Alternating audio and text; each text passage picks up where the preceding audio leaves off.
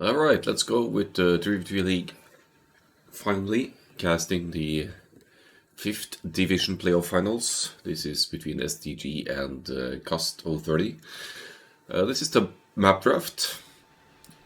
First ban, then pick, and then finally to decide the game 1 map you ban down to... There's only one map left, which means that the starting neutral decided map is Boulder Forest, which is sort of Black Forest-like, if I remember correctly. It should be played on Explored, but we'll see how they solve it. That was decided a little bit after the season start. So thanks for the follow. Denchik, Nurlok. Yeah, so Boulder Forest being the starting map. Just a quick look at the civilizations before we just get started here. Total of 15 civilizations drafted, as this could go to a full 5 games. And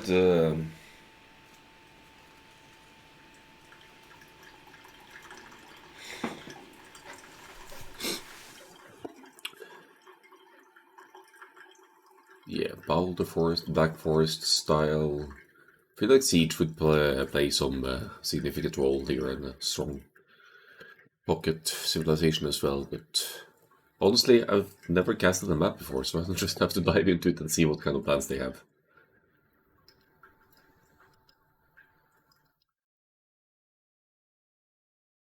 It's like Denjik, not dude.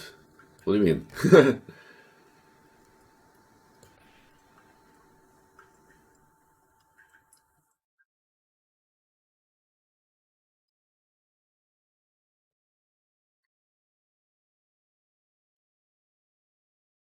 Oh, Denjik, not dude. Oh, now I get it, yeah. Ah, I got it. Anyway, enough talking, let's get started. This is game 1. And we'll just start by introducing the civilizations, I guess. They are playing on Explored, which they should be, because there are, choke points to wall off.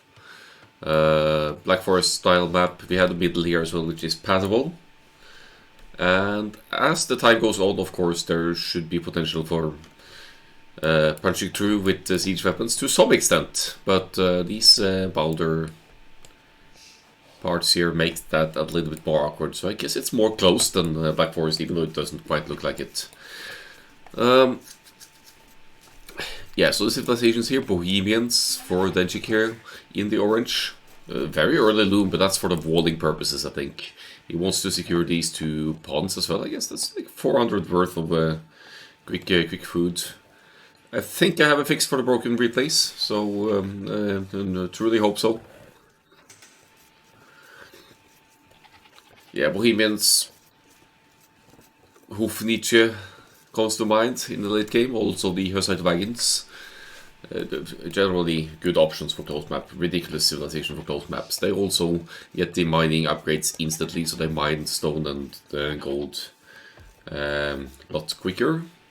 Or, I mean, they won't need to research anything to get there. They're flare in the middle now. We need to wall off this choke point as well. I think Maria's got that covered. Pocket, Koliasik with the Burgundians here. Cheaper Paladins. I should note that this was played before the most recent patch, so none of the recent nerfs to Guriara's poles, etc. are to be considered here. Oh, that's unfortunate pathing, but we have Loom, so that should be fine. And yeah, Loom for the early walling. Yeah, Burgundians access to early eco upgrades, 1 age earlier, discounted price. Great boom for these close maps, and there's this booming space here as well. There's lots of gold, there's stone. This is a map that could go long, and they might start trading quarters as well behind the walls. We'll see. It's been a little bit of fighting for the walling here. I like how green and blue are working together actually to yeah, try and prevent the walling here. So instant aggression here, instant action on this Boulder Forest map, and Denchik is on his own.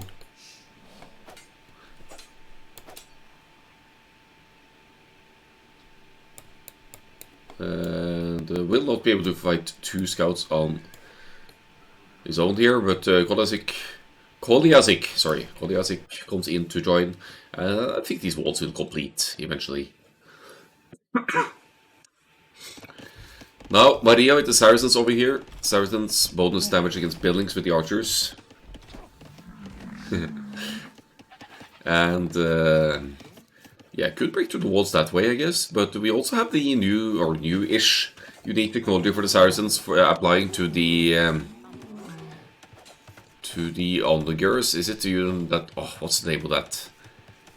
They removed one of the Saracens' unique techs to counterweight. It's for the trebuchets, isn't it? And they're making fun of each other's idleness this time here. These things happen when you have to micromanage and focus on walling, you know. Looks like we're walled off, right? But yeah, there's cut-through potential here with onlookers, so you'll never be quite safe as long as there's good siege options.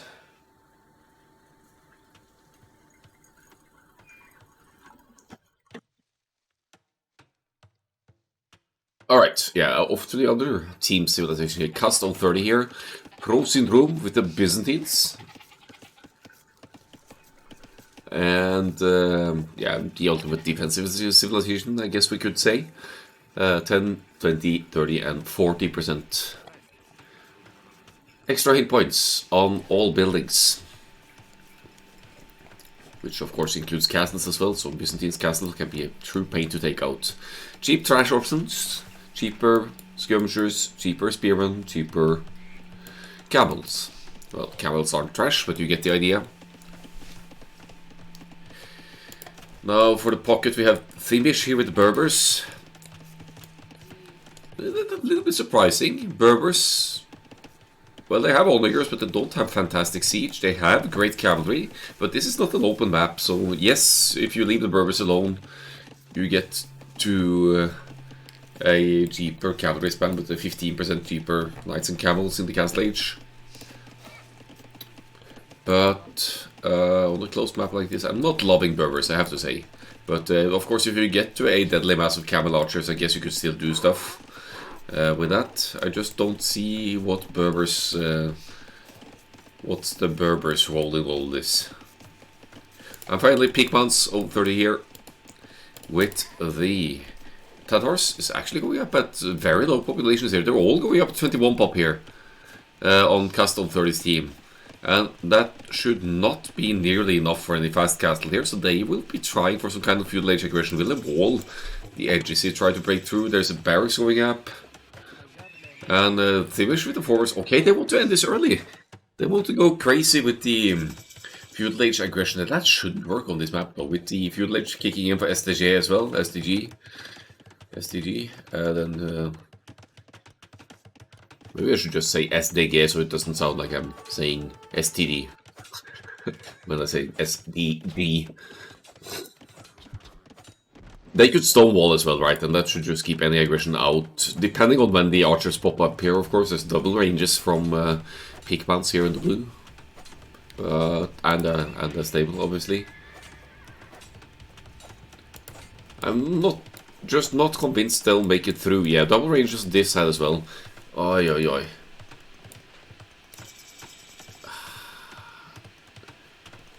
I personally love feudal age aggression,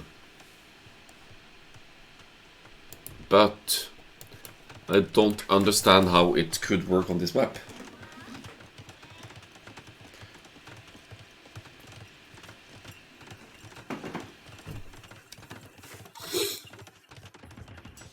Blacksmith popping up as well. Double palisade walls now for Denkchik.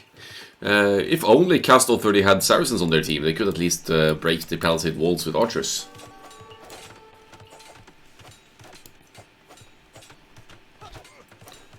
Straight sharp player 5-foot wall if he wants to make feudal age aggression. Yeah, I mean, this is not that much of walling investment, though. It's like what is it, 50 wood or something for these 16 palisades? 85 wood. It's not that big of a drain.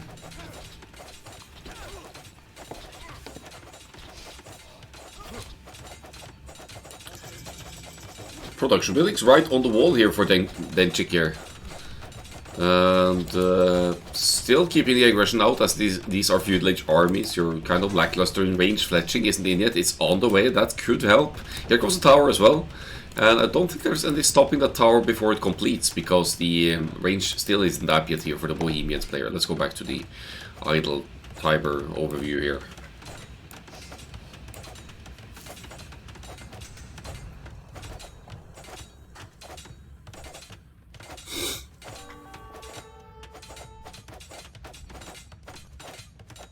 This is where it's at. Scouts are pounding away. Do we have any upgrades? No upgrades whatsoever. But fletching is in for the blue archers. Guess you could garrison archers in the tower for extra firepower as well, but you need to get through here. Oh, they're looking for another weak spot here. No villagers to re-wall behind here, and with the archers, with fletching in now, it's going to be increasingly harder for Akkal-AOE to wall off here. Keeps the scout close. Sees what's up, of course, because the archers are here now. But let's see if Castle 30 can find their way through here. Down the south side, Pro Syndrome is just, yeah, lots of archers, but not doing anything at the moment. Might as well just join up with these groups. Ooh, that's markets. Smart move. Just one tile further back, and these will stop the aggression, I think. Yeah, trying to get through the palisade here. We are through. Is this gonna work? So a bit of a panic market here. It's we're through. It's open. Aye. Cast all 30. Their aggression is paying off. They have a massive military lead. Would have an even massiver lead if Pro Syndrome would join in with them over here. But maybe it's locked out. No. Anyway, this could potentially do great damage for Cast all 30, but they also need to make sure that it can't be re-walled here. Otherwise, this aggression isn't going to get anywhere. 2 forward builders, though, for Thimish here could place forward buildings like a pseudo sneak, a proxy as they like to call it in other games. Stable gets delayed here, but yeah, SDG here, or rather Akkal-AOE, is in the gaslight now, has the knights out, has +1 defense on the knights. We'll need more knights though to clean this up. They are Burgundian, so they don't get access to bloodlines either. So either you need to get Cavalier, or you'll need to rush that at least that second armor upgrade. Otherwise, you're gonna struggle against just a decent chunk of feudal age armies. Why is Field just standing here? At least make some form of distraction. Feudal is Spanish or French, I guess. But we get the idea. Doesn't matter.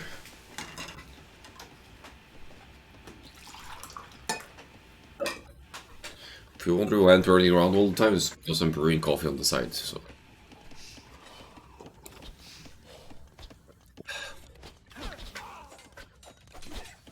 Moving on there, not that much. Okay, I guess at 3 builder scale, that's damage. Pigments is getting some value from the forward here. Look! Alright, nice stone walls. I was going to ask what's the point of this tower, but I get the idea actually, because there's lots of archers here. You want to keep the gold safe. So, decent preemptive tower here for Denchik, who's now 2 minutes away from the castle age. Beautiful feudal age army here from Pro Syndrome. Now going to the castle age, so it's just been taking his own time making a false feudal age aggression attempt here. We'll see what that turns to later on.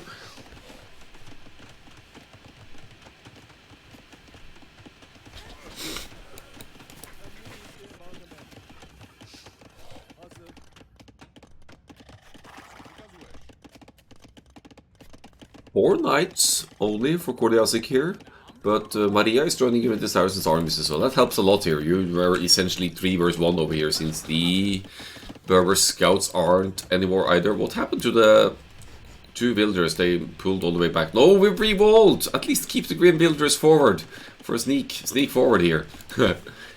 But the damage is being done. Damage is...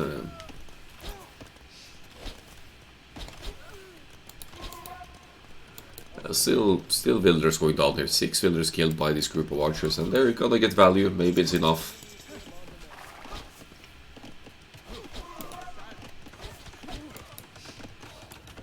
This woodland also exposed. It certainly messes with the Bohemians' plans, if nothing else. But what you need to do here, actually, as blue, you don't necessarily want to trade armies here because you're going to lose them anyway. I would trade these archers for as many villagers as possible instead, because army is so easily replenished here once they stabilize behind these walls. Double palisades here, stone walls over here, stone walls up top.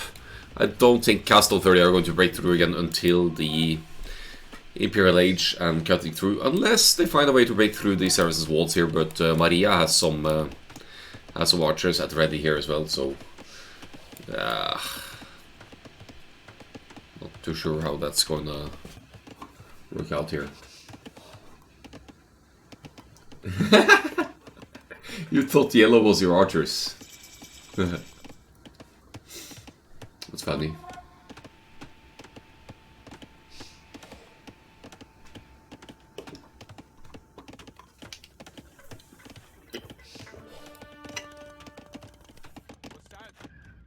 Well, we have the players just about all in Castle Age here now. Not all in Castle Age, but they are all approaching the Castle Age.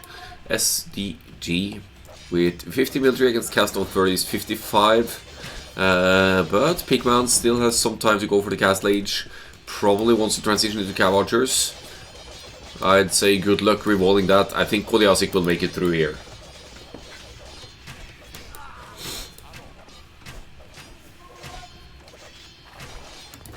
It's crossbowman with 5+2 range now, so it's not easy to rewall behind this kind of aggression.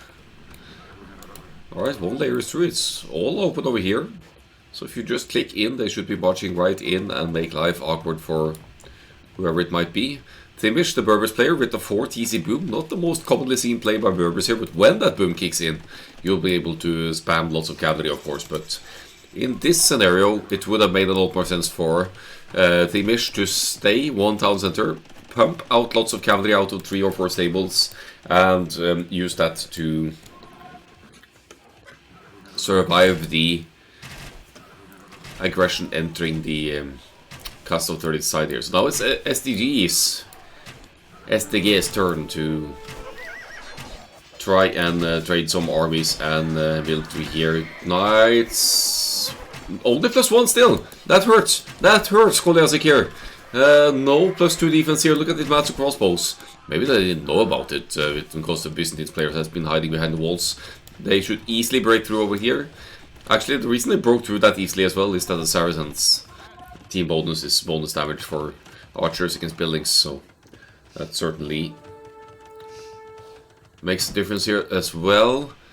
Cavalry archer switch for the Tatars here. I'm liking that idea because it gives some mobility to move around the map and choose which price to take. But now SDG, they are pushing on both sides, kind of. They're pushing the pockets, they're pushing the Byzantine's flank here as well. And even though the military numbers are comparable here, the aggressor should be getting some serious value over here. Maria with no less than 31 crossbows here. Saracens crossbows as well. So with that Saracens bonus, you could take out buildings or like town centers as well. If you stay out of range of the TC, of course. +2 defense in. Cavalier is in.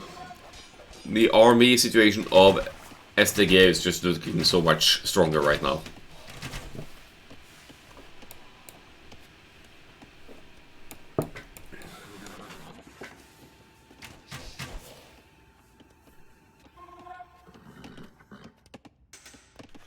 Without +2 armor under TC. Yeah. It hurt, man. So I like the teamwork of Castle 30 here. They're scrambling all their 3 armies together to get a numbers advantage against SDG here. The crossbow numbers seem comparable, right? It's slightly more for Maria here and consistent multiple range production at home as well. The knights are here to meddle in as well, but they just aren't enough currently. 3 stables producing for Thlimish, but is it enough?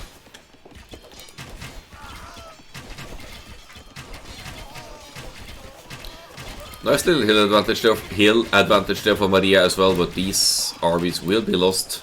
Maria now pulling back with remaining crossbows here and resealing the area at home to mass up another army and move out again. Let's have a look at where these armies are going. It's like a 2 versus 2 situation here. Oh, found an opening actually. But yeah, the Cav Archers not going to give Tatars the extra hill bonus advantage here, but are there enough crossbows here to take a reasonable fight? I feel like Dengchik is and Kolyasik are a little bit at a disadvantage here, but they're trading well. Good micro, I guess. They were outnumbered for a moment there.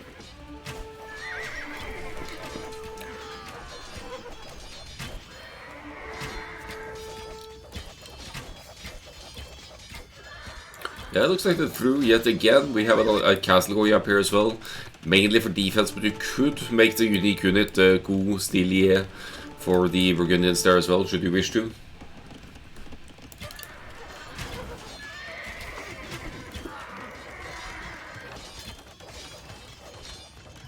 More ranges for peak mounts, but is the...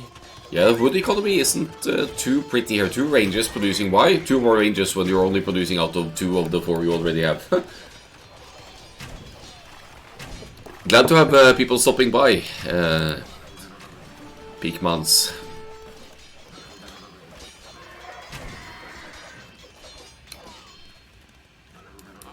Don't know if I should inform you or not that peak means penis in Norwegian, but...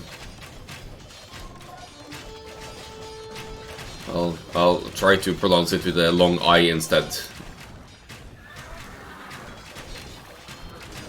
Oh, first game playing Bohemians, nice.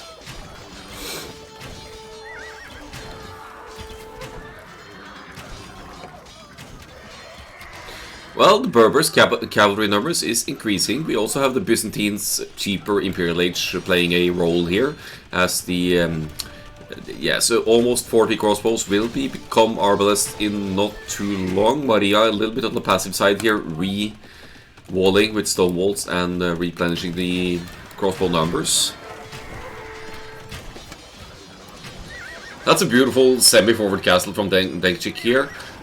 Protects the choke point even more and provides a fallback point for the armies here. Should also be rid of some of these buildings, so I guess this is why Peakmans has been replenishing the ranges further behind.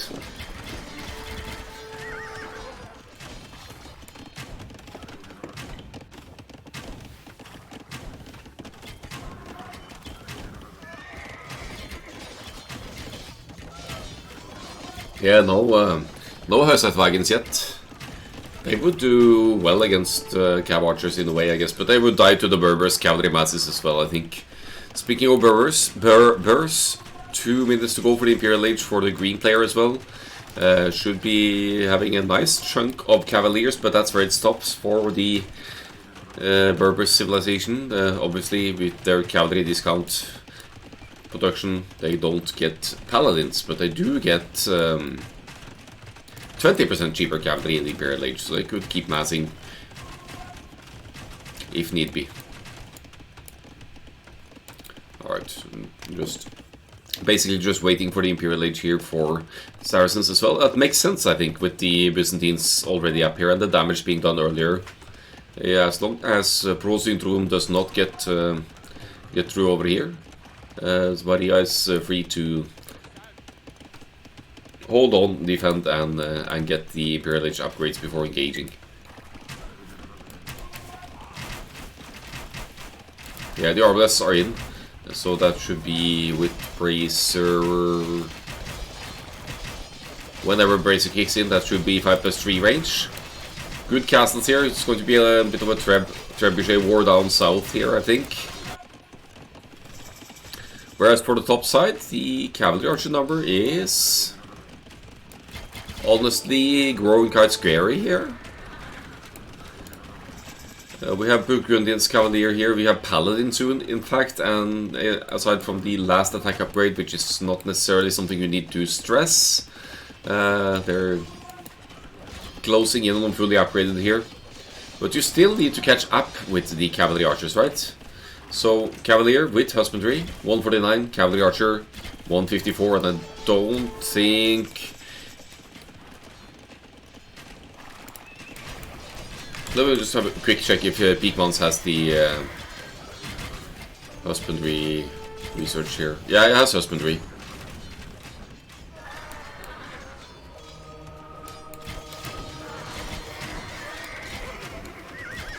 What a way to place a panic house.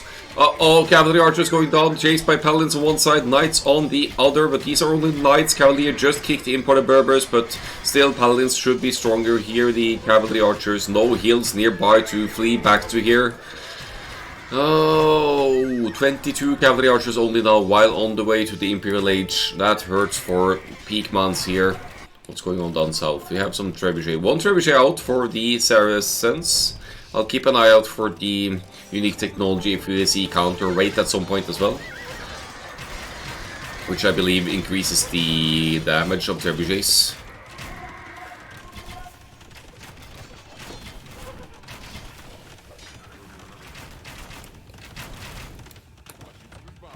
Lovely castle for Denchik in the orange here.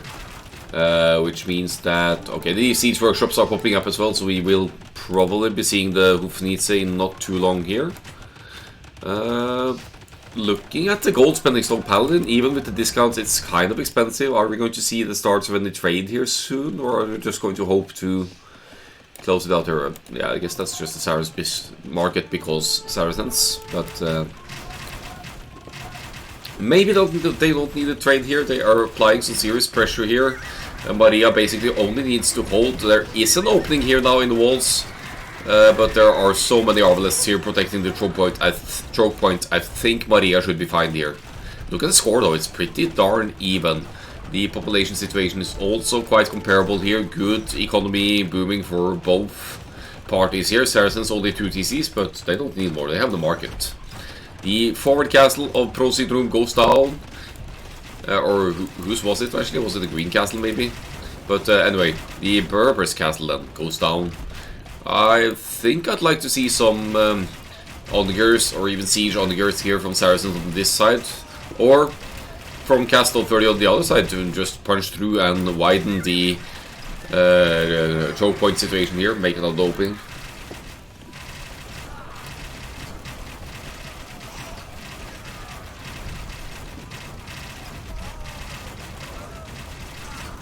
Yeah, it's true, archers upgrades could make a difference. Oh, this is actually, whoa! It's actually turning around a bit here for Castle 30. They are not allowed to get through. I think this castle might complete, but how long will it live in the heat of the moment here? So they decided to push the Saracens player while SDG are pushing up north here with a huge mass of Paladins and whatnot over here.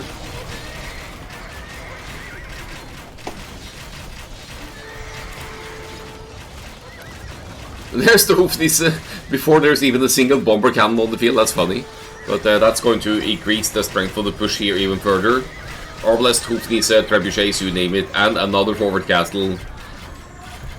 At this point, I think Koliase could help out down south here, because Denchik is going to be just fine here pushing 1 versus 2, I think, with all of the Arbalists at work here. Yeah, chemistry obviously in as well. That's available earlier for the Bohemians.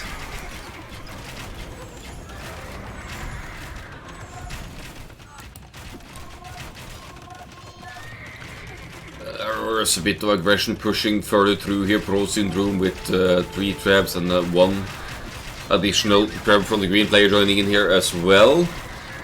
So 2 versus 1 on this side. And a little bit of help from the pocket on this side as well. But fighting uphill versus the Tatars, that's a fight you usually don't want to take. I guess with the Arbalest numbers, it still kinda makes sense though.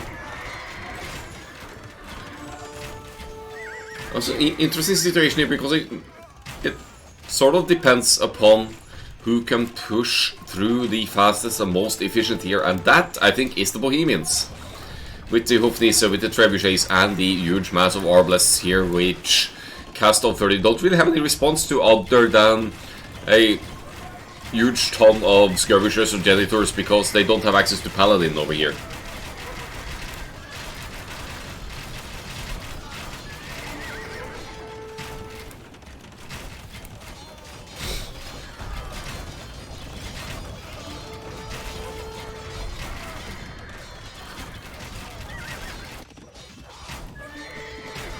Oh, huge chunk of Paladins moving in here, which means that any Skirmishers in the mix here won't really be making too much of a difference. Trebuchets are packing up. Let's have a quick look for that unique tech just in case. Because the counter rates for the Saracens could make a difference in the trap wars here.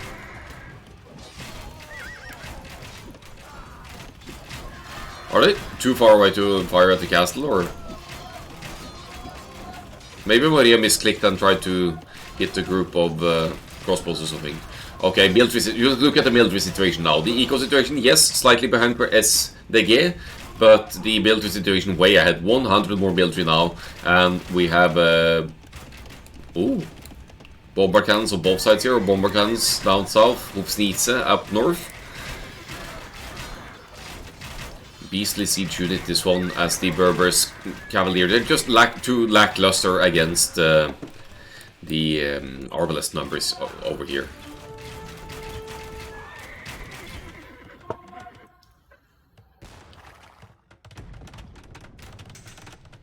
Another castle as well. Tatars Cav archers will do the best they can to at least try and deny this castle from going up, but look at all the castles. 1, 2, 3, 4. 4 castles and not a single Hussite wagon from Tank Chick here. We have some trade cards in the working as well, so there will be a little bit of gold return from trading here. But in the end, realizing the push won't quite work down south either for Cast of 30, the first game goes to SDG. Let us have a quick look at the statistics and go back to the draft to see what might come next. So, still not, all things considered, not that far away in score. Could be the eco playing a role in that here, that almost to the point of overboom, especially for the Berbers here. I'm not sold on the Berbers pick, but it could just be a throwaway pick for Cast 030 here as well, for the first map that they maybe didn't really want to play. If I'm going to speculate here, but then again, Berbers could be handy on other maps in the draft.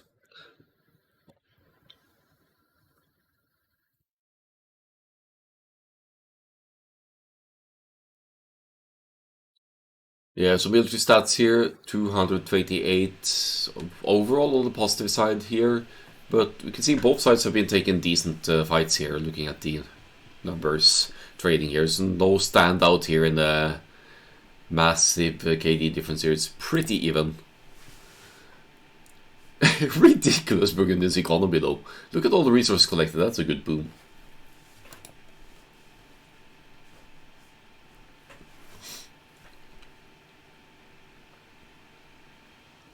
Feudal Age aggression actually getting value, but not enough in the end. It would be quite different if Pro Syndrome with the Feudal Age masses had joined in with the 2 others. Could have done a lot more Feudal Age damage, but still a very early, relatively speaking, Castle Age for Koliasik here. Makes it awkward to engage with Feudal Age armies. Well, that explains the resources collected.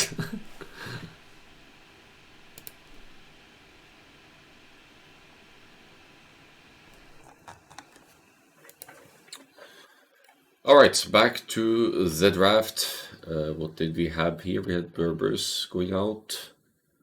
Byzantines, wherever you are. And that horse. With the winning team playing the Bohemians, the Burgundians, and the Saracens. We will be going to the first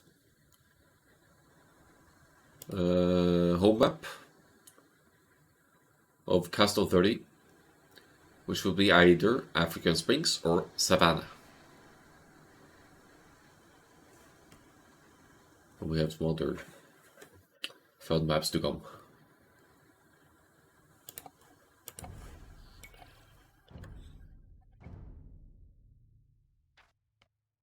Alright, game 2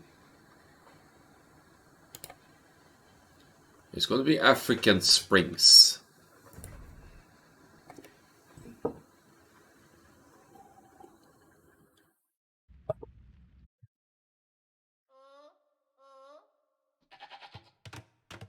So, I used this one for Chaos Cup as well.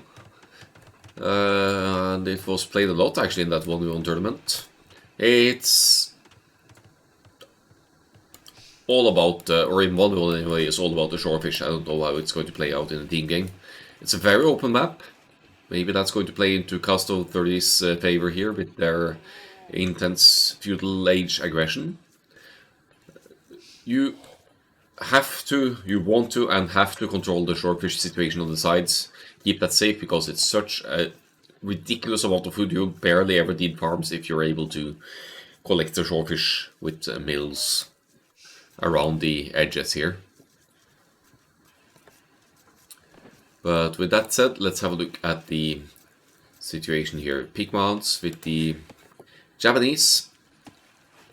Japanese fishing ships have passed their working efficiency. I'm not too sure about the shore fishes, probably not. But the resource drop-off points are cheaper, so you could easily go for the mill ahead of the lumber camp, as I've seen players do a lot on this map for my Chaos Cup 1v1 tournament.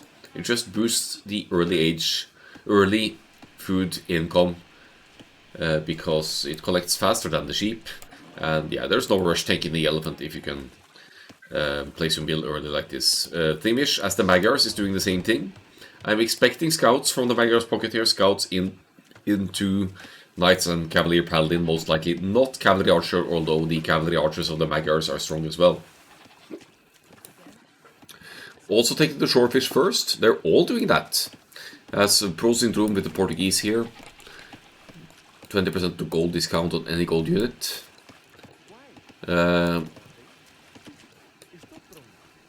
It's also taking the early shorefish here. There's not a lot of stone close to home base here, but if you're able to make it to the cast stage, I guess you could fortify the middle position here with the Portuguese and do some damage with organ guns later on as well.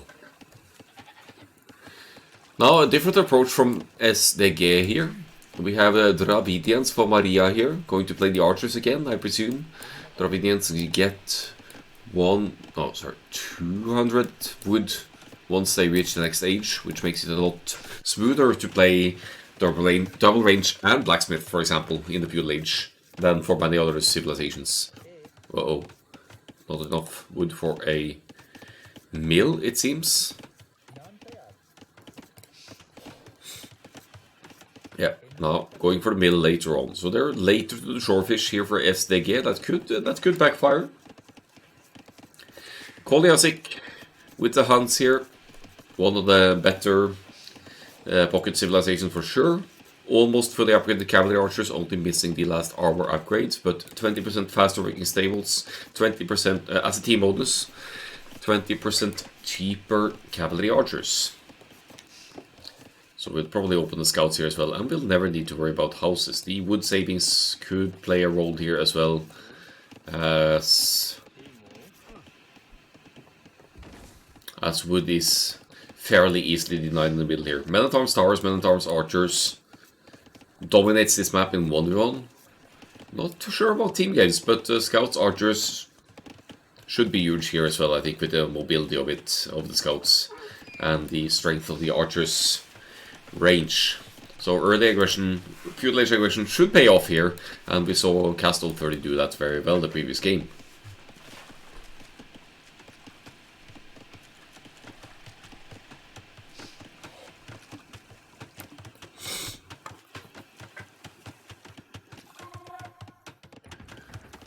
So, for the Malians player here, we do not have a men-at-arms play, but you have the Drush, which I also don't hate. It lets you obstruct the fish income earlier on. Third bill going up for the Japanese here already, so I guess there's a limit to how much the Drush will do for you here. Unless we're going feudal age, but we're not. It's going to be Drush archers most likely for Denkchik here. Denkchik.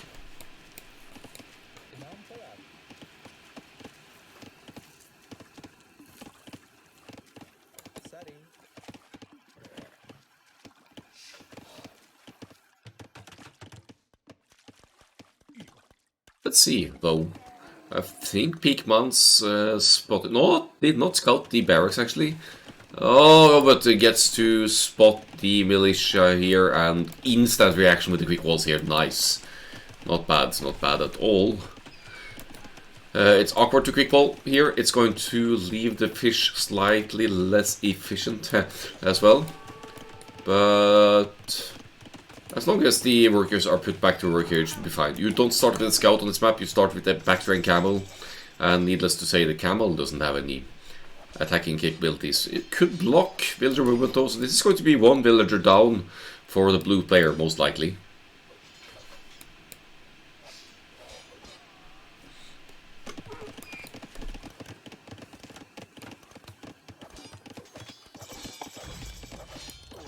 Feudal Age is in for Pro Syndrome over here. Range immediately. Going to drop the Blacksmith most likely as well. That's a 20 pop-up with the Portuguese here. 2 on gold.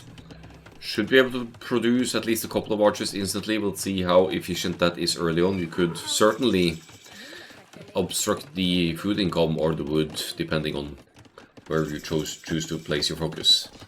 Ah, I see someone found the Akkal Scout emote. Nice. Scouts indeed for the Magyars, scouts also for the Huns. That would make sense anyway. Close to the fishermen here, and women. Double stables for Themish here. Now, Green is not joking around here, but I guess we've been collecting a decent chunk of food with the double mills on the fish here. It could pay off. Custom 30 really likes their intense feudal age aggression, and I commend that. I like that.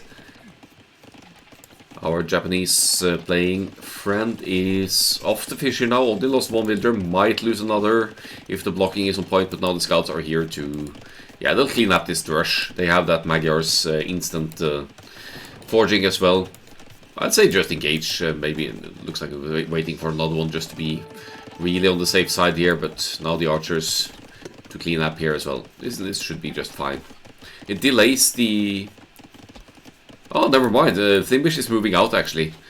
So I guess Beekman's communicated that he's got archers on his own on the way out now. Now should be able to clean this up, no problem.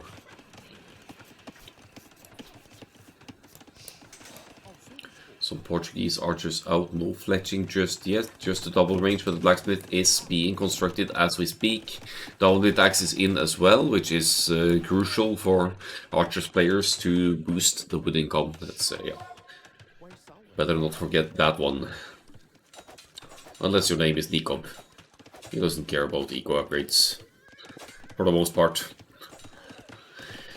Scouts getting some value here. It's easier to pick up villagers with the Magyars, and the double stables approach here probably catches SDG off guard because it's a lot of scouts out already. Magyars can pull this off as well because they have cheaper scouts. You could easily fight a spearman, even if it's a Dravidian spearman with a little bit of extra bonus damage, if I remember correctly. You could still fight them if you have the attack upgrade for your scouts. Yeah, good engagement here for cast of 30. This could actually be a fairly quick game on this very open African Springs map. The food income obstructed here from Maria. Gold still being taken, but quick walls won't keep the aggression out because the archers are here as well. No fletching still, but it's on the way. And researching a bit faster for the Portuguese as well, as this is the old patch. It's In the most recent patch it's been switched to a team bonus with a slightly slower research rate, but still applies. Good thing to get in fletching a bit quicker there when your blacksmith is built a little bit later.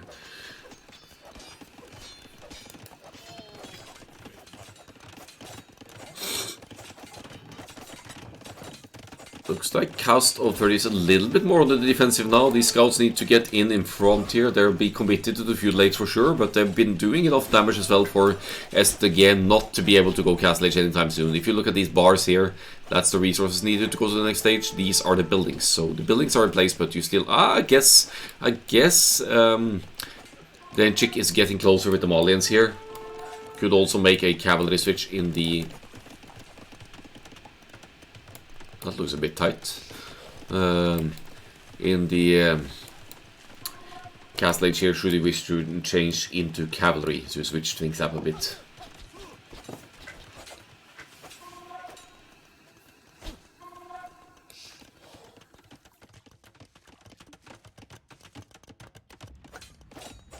"16 scouts and still 2 stables producing for Themish here. All in scouts. Cast of 30 loving their feudal age aggression here, and the scouts have been working out for sure. Look at the eco KD here. Yes, lost some villagers at home as well to what is probably scouts from Koliasik maybe, and some Dravidian archers, but this is Cast of 30's game to lose, as they say. There's eco advantage, there's slight military advantage as well. However, we have the Malians player now queuing up the Castle Age.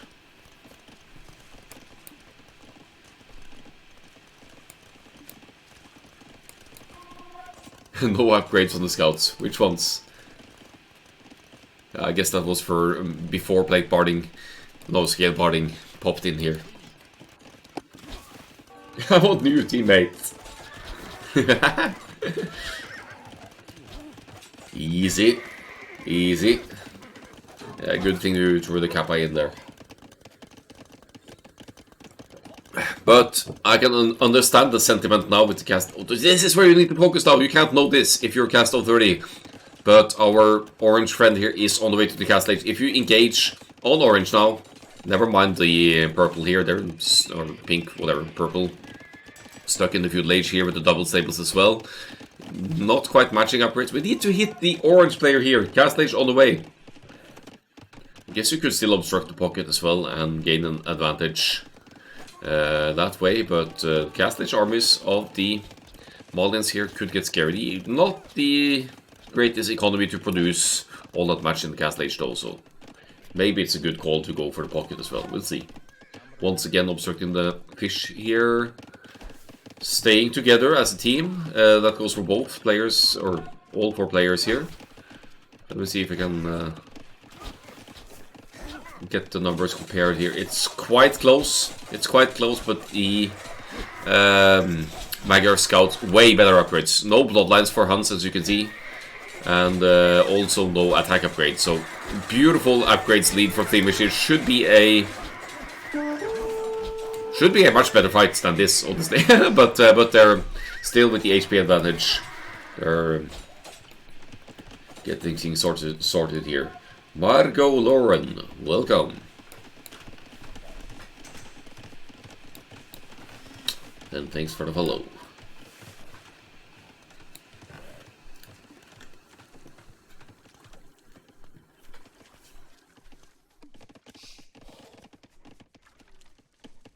Gathering up the team, that's nice.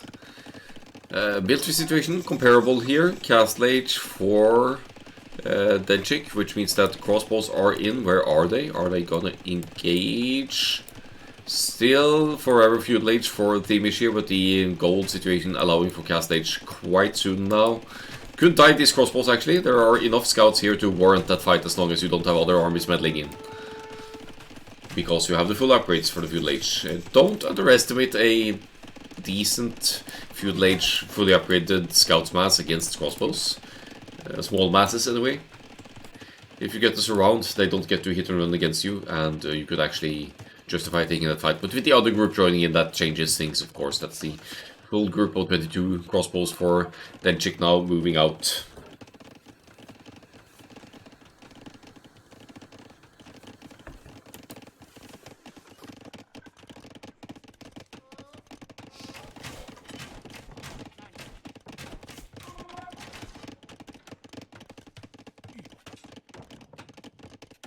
House foundation going up here for a very long house wall going over here, but that villager is dead meat because here comes the crossbow mass.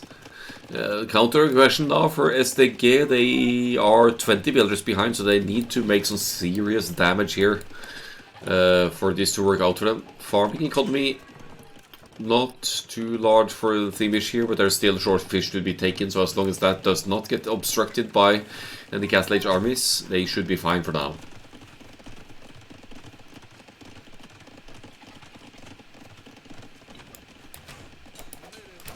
Some stray crossbows left to look at the Eco KD for Portuguese here.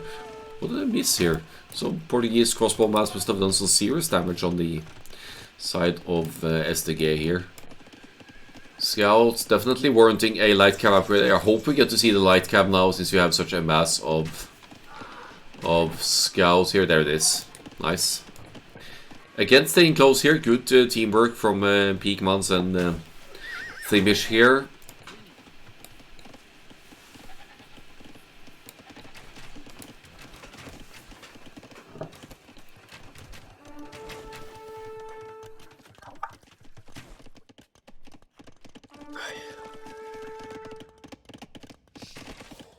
Second TC is going up for the Magyars and Malians player here.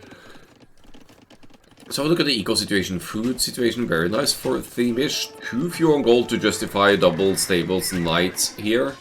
If it is indeed the knights, but I think it is.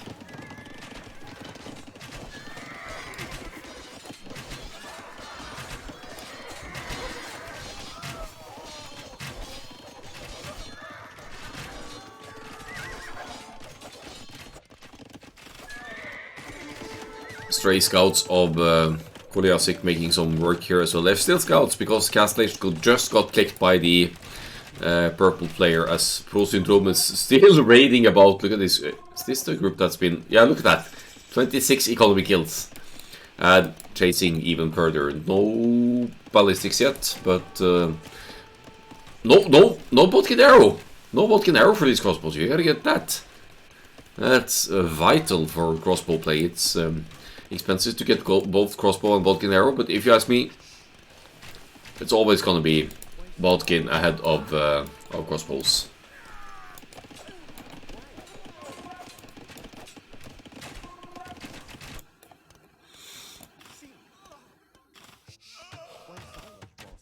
Uh-oh.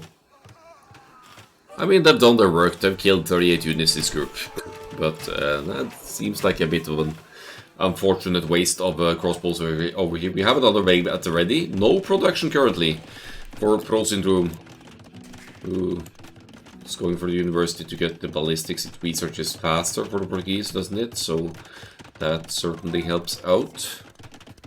3 TCs now for the Japanese, 3 TCs for Themish with the Magyars. We are doubling up on villager production here, getting a massive economic lead here on the home map for Castle 30. It's, yeah, 60 villagers lead now, and they're keeping up with military behind all this as well.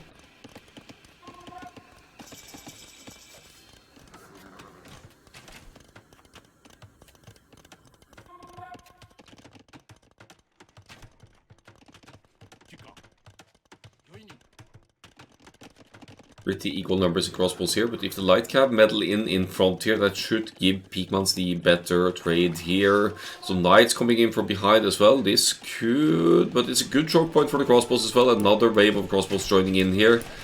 Overall military size larger for Castle 30. Here comes the knights. They are diving in. I think it's worth it. I think it's worth it with the crossbows pushing from behind here. It's a worthwhile engagement in the middle of the forest here.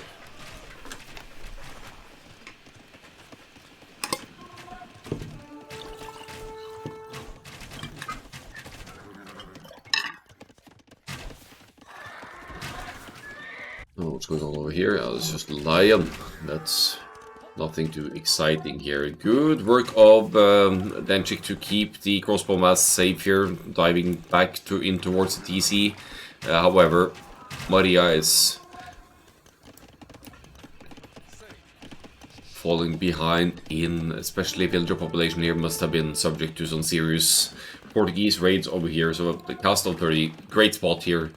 Still capitalizing on the villager lead they already have. 6 ranges producing for the Japanese, which is ridiculous at this stage of the game in the cast stage, but it should give a... Somehow they still don't have the numbers lead, but these are only archers, they aren't crossbows, they don't have... Yeah, they have bodkin, but they aren't crossbows yet. Crossbows is an expensive upgrade to get. Hill advantage, that's a fight you want to take now. Send in the...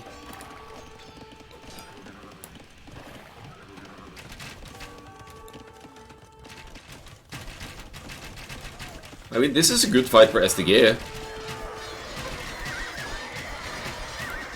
But with the 6 ranges producing behind for Pikmans just a moment ago at least, these crossbows are essentially expendable. They have a better economy rolling behind all this. Cast of 30 will make the most of this situation, I guess. And then just remass the units at home. Ballistics finally coming in for the Portuguese as well, as we have 40 crossbows. Looks to be moving towards Koliasik in the pocket here. That could be hurtful for the farming economy. SDG, they have the military numbers, they have a better military production here, but they are falling behind in knights production. They are maybe, upgrade-wise, they're decent. Still no bodkin for Portuguese. Well, yeah, gotta set the priority straight. At least ballistics is in, right?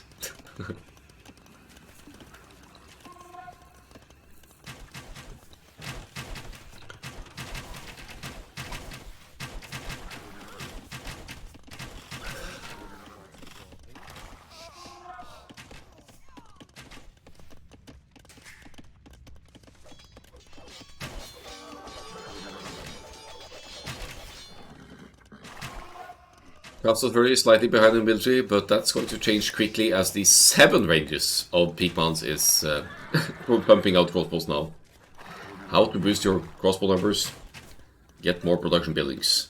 But they're not consistently producing, so there might be a little bit too many ranges compared to the production intended here. One range is 175, but that's at least 3 crossbows, I think, so...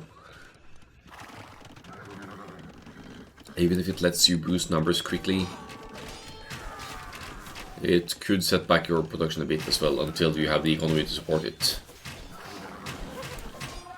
Okay, we have a big fight coming in here. 3 players of SDG taking the fight together here. Good team coordination here. Massive HP lead, as you can see, so they'll clean up all of the crossbows of the Portuguese, and that hurts a lot because there's 2 minutes to go for the Imperial Age for Pro Syndrome here. Going to lose most of the army mass and benefit a lot less from the Imperial Age upgrade, even with replenishing of the crossbowmen at home, which hopefully happens along the way here. Great fight. SDG still 100 villagers behind, but they have the military momentum now. If they now move out to push, and preferably push the Portuguese player who is headed towards the Imperial Age here, this could change things up quite a bit. There's only 17 crossbows now for our heel friend. Ooh, Pikmans could get some serious kills over here in this group. No knights production from Themish here. 65 crossbows and counting for Denchik, who is nowhere near the Imperial Age, of course. Looks like he wants to try for a forward castle as well. I don't think that's going to work out very well for you. That spot is occupied.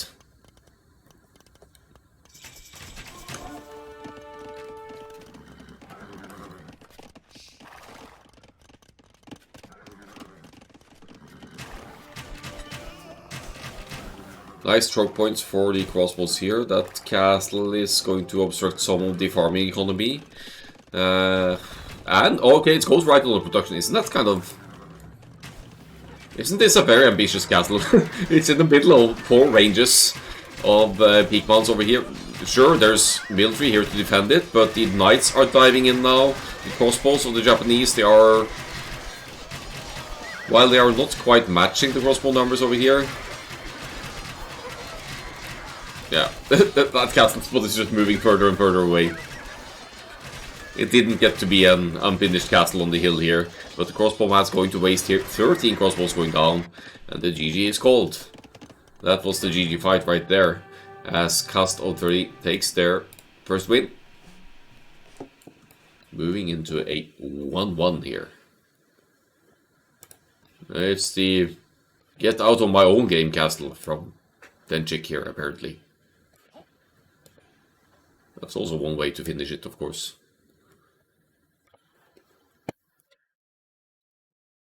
Browsing through the stats again.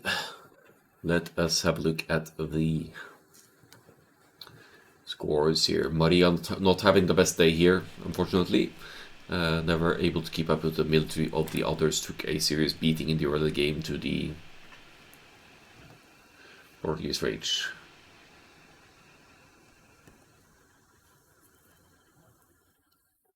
Range unit. Look at that! Yeah, Pigpots had so many ranges to produce from, so he had an easy time replenishing numbers, so to speak.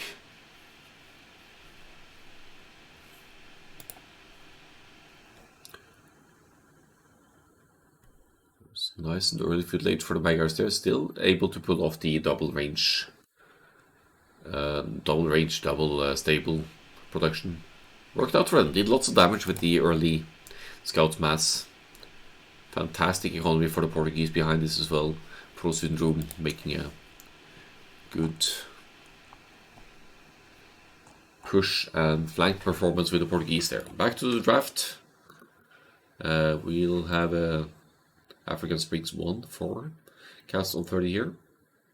Japanese winning, Portuguese winning, and Magyars in the pocket. Whereas the losing party had Malians, Dravidians, and Huns. So what's up next? We'll go to either Grand Barra or Donut. Donut looks like Hideout S-map, but actually you can't wall fully between the intersections here. So it's a semi-open map. Grand Barra, you need to chop through the middle to get to the otherwise Golden Pit like middle. And considering Denchik's team, the SDG, seem more comfortable with the closed maps like the first game. I'm kind of feeling like Grand Barra would work out well for them, but let's see what game 3 is going to be. It's going to be Donut first.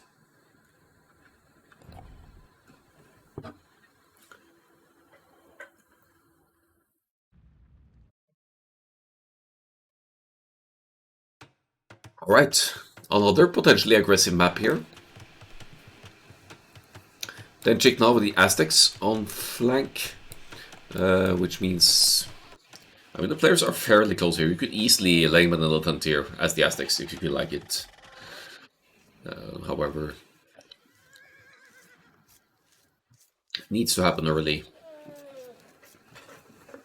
for that to work, as the players will be scouting their resources and keeping the scout close to home base to block any lame attempts.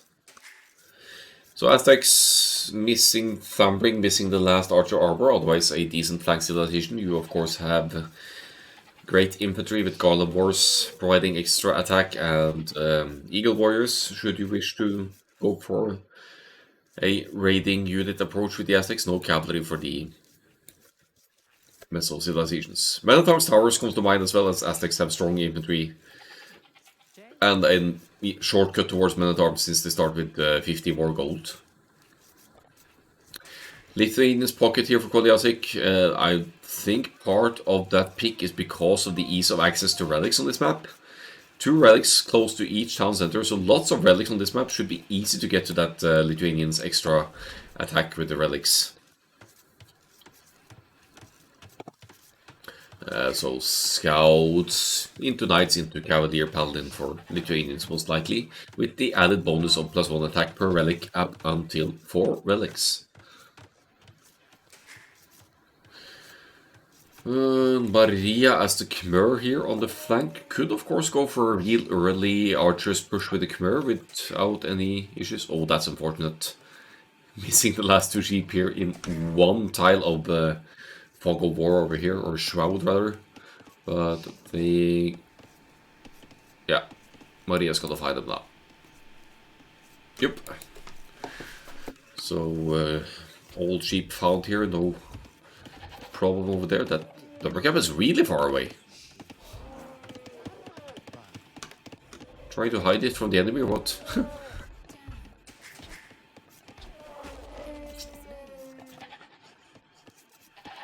So, Khmer Battle Elephants comes to mind as well, but on flank, probably going to play the archers again. Lackluster in the range department, at least getting bracer and full defense, but also Khmer also lacking thundering. Now, as for Cast 030, we have Pikmans here with the Koreans. Koreans are frequent pick on this map. I think it's because you could semi-wall off the choke point and then use your... get a couple of watchtowers up that will instantly upgrade into guard towers and keeps as the game moves on. You could more easily protect the choke point. And of course you'll be able to get castles up eventually to defend your area even further and get to the war wagons.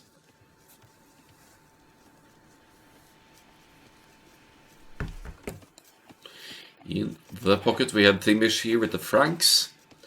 20% hit points for the Franks cavalry units starting in the feudal age. So essentially getting instant bloodlines or the equivalent of bloodlines in the castle age, I should say. Franks scouts actually falling behind once bloodlines is researched in the feudal age because they only have the percentage, not the 20 hit points increase on the units. But yeah, cheaper castles for the Franks. Throwing axemen against opponent halberdiers, potentially, with the cheaper castles making that more viable overall. But most importantly, Franks, Paladins, some of the strongest in the game with their extra hit points. Feudal Age on the way here at 20 population for Koliasik here. It's going to be the same for the Franks, and it's going to be only 19 for Pikmans here. 19 pop-up with the Koreans. Idle times comparable for all players here. They're making a pseudo choke point here. You can't build on this terrain, so you can't completely wall it, but looks like Maria is trying to find a way around that by walling full circle around the base, which is possible, I guess. Long term, it's going to be costly, but it's going to be doable. That barracks timing seems a tiny bit off, but maybe I'm imagining things. Maybe it's just perfect here. As long as you start the barracks before feudal age is at 65%, I think it's gonna complete in time. No, it's fine. Completes just before feudal age, and affording ranged blacksmith, no issue at all here for the Koreans. No strong investment for Pikmans just yet. It's going to be straight down ranges, and as soon as it's affordable, of course, a blacksmith as well. Barracks is up for Dengchik here. No. Oh, the eagle is weakened. Maybe I missed something up here. But yeah, feudal age at 21 population here. Some small walls in towards the barriers as well. Gonna drop the ranges here, maybe?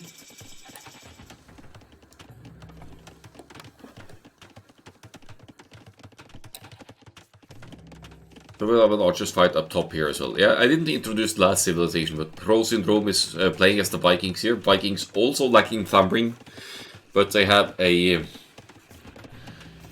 wonderful eco advantage in the instant wheelbarrow and handcart. So the Vikings economy makes it a lot smoother to support consistent units production, with the villagers instantly moving faster and bring in more resources per trip. Coordinating the scouts here from Cast 030, they're ahead in the feudal age aggression again. Delays the Khmer range quite a bit here. And effectively denies it, actually. So value here for just a couple of starting scouts and a couple of early archers here. Green commits, but oh, gets the villager.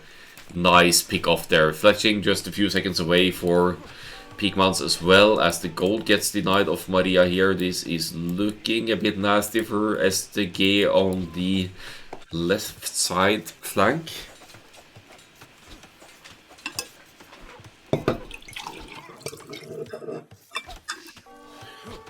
But as the range is complete, we'll hopefully be seeing some Khmer archers on the field there as well. That's a very weak villager there, but he should be fine. Wall range denied, yes, but the Lithuanian scouts are helping out here to allow Maria to complete the ranges here. Preemptive tower on the gold, that should keep any aggression from moving in further as well. Will Peakmans spot the weak villagers?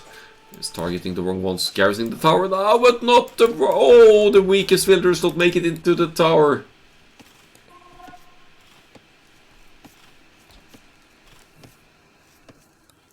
Guess it's the worst lumber camp for player find because this map in the outer forest is so dangerous. Yeah, but you could as you've chopped through the woods though, you could small wall it. So I don't think it's necessarily that bad, but if you go for the middle woodland, you could secure it like this, or you could wall in towards it, so you force the aggression next to it easy. For now, this is dangerous for the teal player though.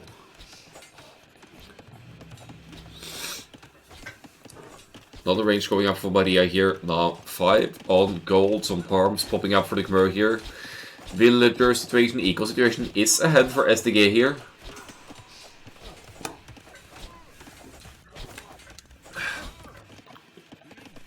Let's see the archers fighting here. Fletching just in, defense in for Dengchik here as well. No defense for Teal, so Teal is going to be looking at some unfavorable fights here, not only in the numbers but also in the upgrades. Let's see how many villagers Dengchik can pick off here. It takes out... Wait, that's the only lumber camp!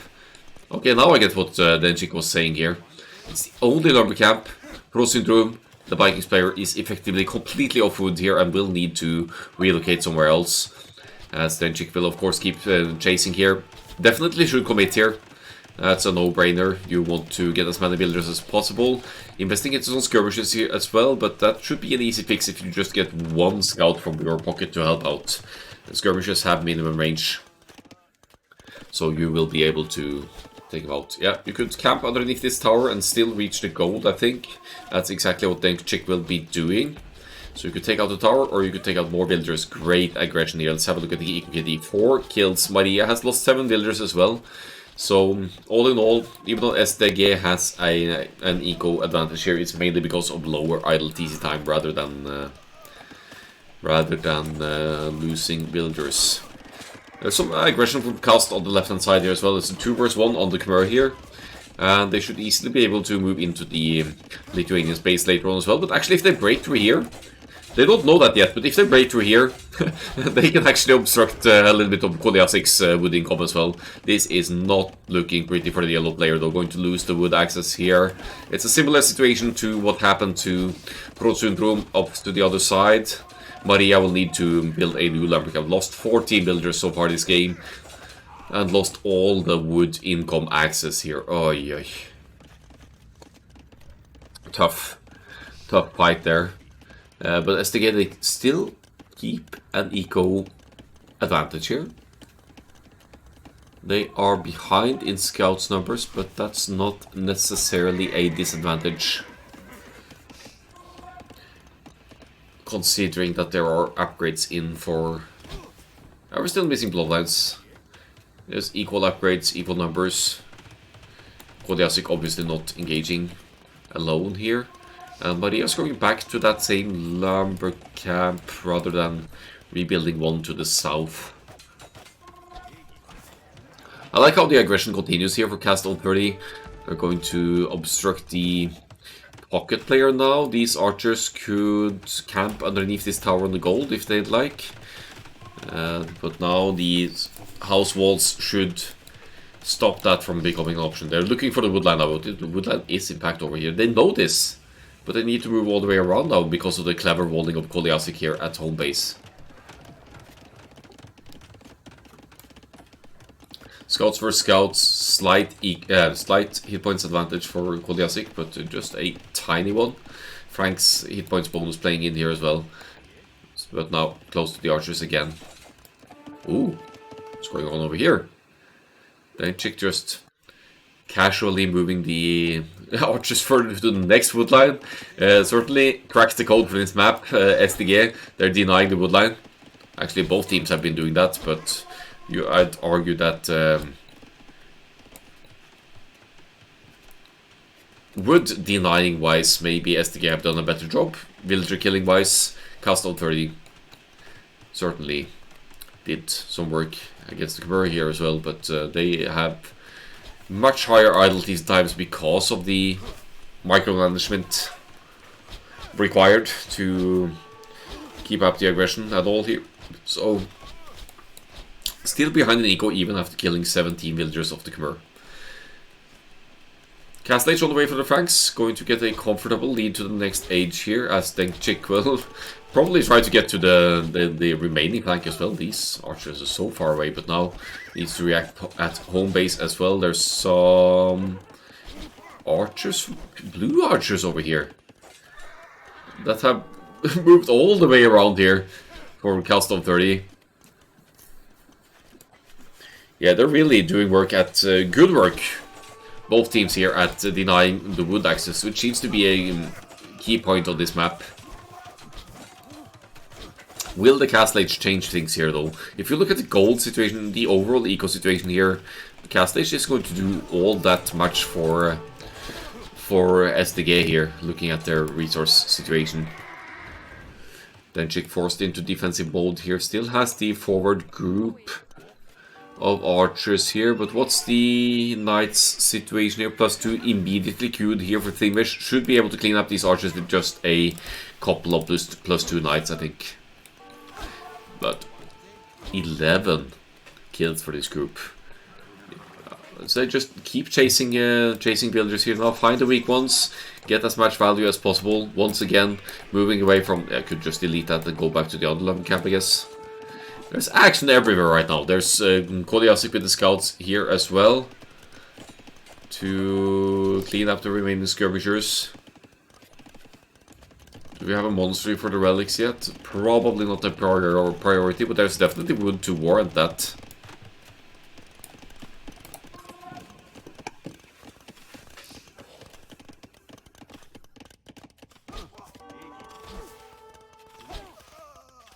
SDG.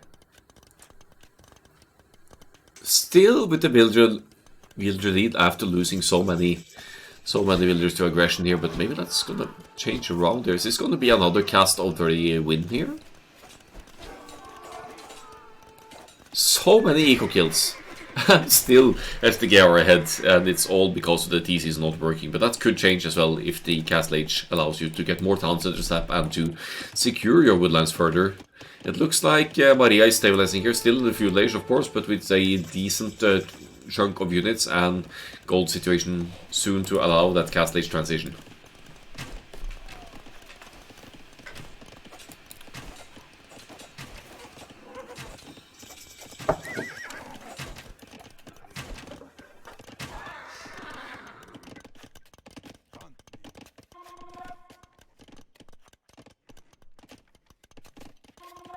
Yeah, get back to work, Peakmans. See you around. Thanks for stopping by for a bit. I appreciate that.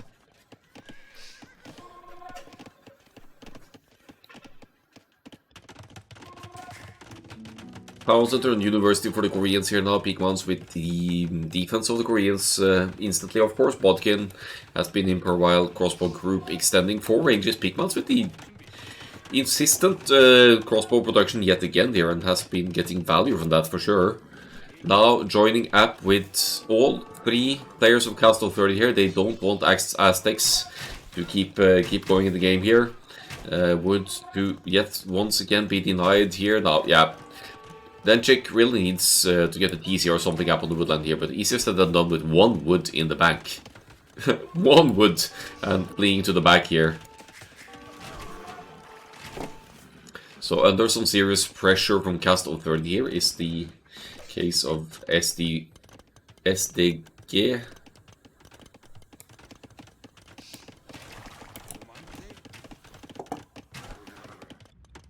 While Kodiasik is ready to move out for some counter-aggression here with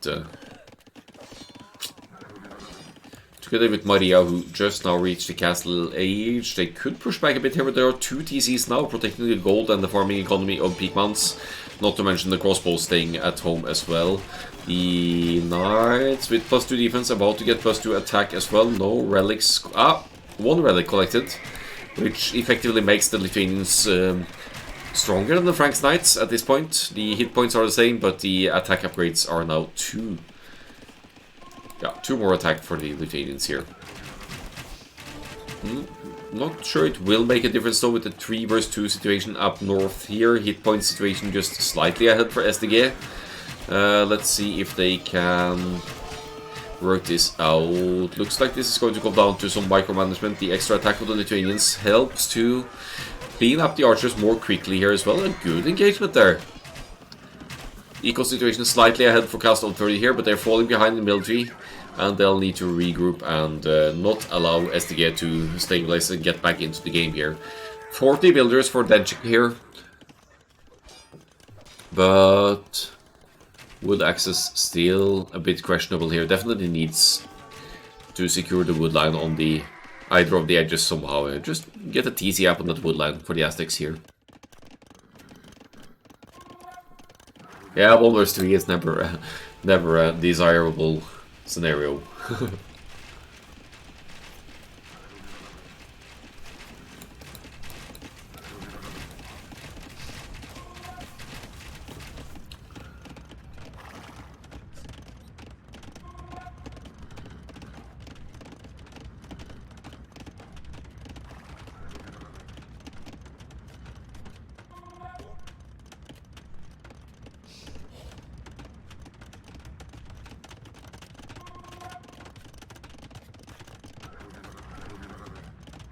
Have a look here. Denchik has managed to regroup a large mass of crossbows here, actually outmassing the Vikings here. Let's have a look at the upgrades once again here. They are with similar upgrades, except for, well, similar upgrades actually. The Knights need to get in front here to soak some crossbow fire so Denchik can look at a better fight here. It looks like some cavalry is streaming down here for Koliasik here. And same for the Franks player, again coordinating the armies nicely here. For both teams really, but the Lithuanians, let's have a look at the relics situation here. That's 2 relics, so should be in 10+4 attack compared to the Franks Knights that have 10+2.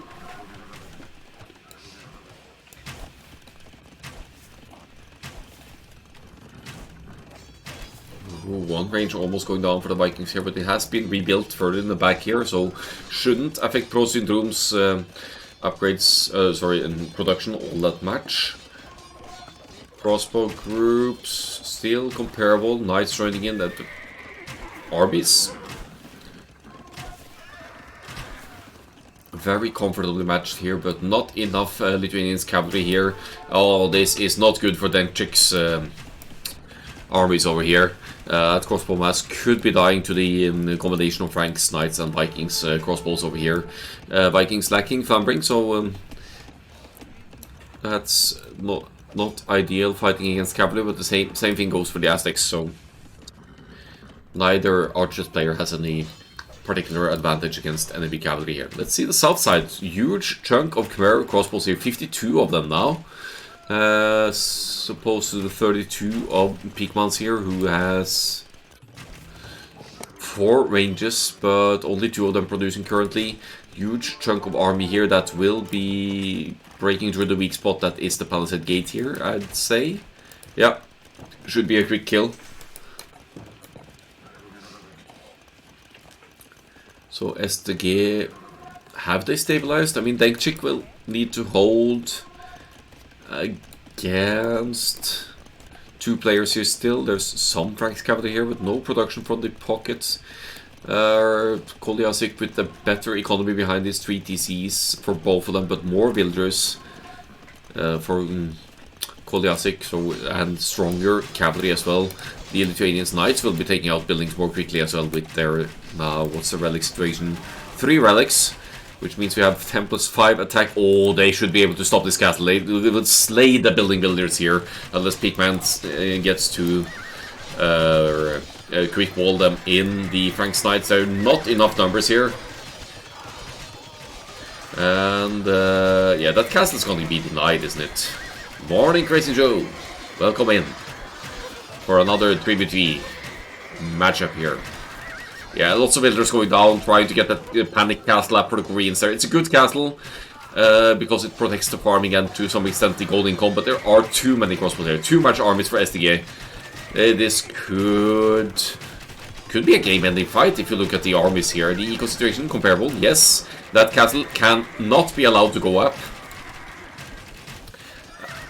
And I think the deciding factor here is going to be the pocket army numbers and the production they get going here. Keeping the crossbow mass close to the castle foundation, that's usually a dangerous situation to be in, because if the castle completes, you're going to lose a lot of crossbows. Not enough Lithuanian knights here to sway the fights. That castle is going to complete, and Maria needs to get the heck out of here right now. That castle will be completing now. Get away! Move! No! Oh! Okay, I think Maria gets away with a minimum of losses there, even if the castle completes. Ooh! Actually, just outside the range there, gets to snipe a few more Franks Knights here. Lithuanians production 10 in the queue, but by the looks of it needs another stable to produce here, because there's 11 in the queue and they're not popping up quickly enough here. Nice defensive castle for the Vikings over here, right on the production and on the choke point. I guess eventually you'll be chopping through here, but that's not going to help with the castle over here.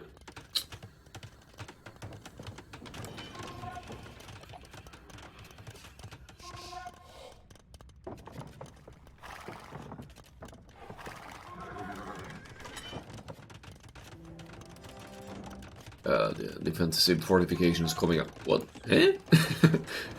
Hey, you don't need to build a castle here. I can do that, says Maria. So we're just switching out the castle for a lumber camp.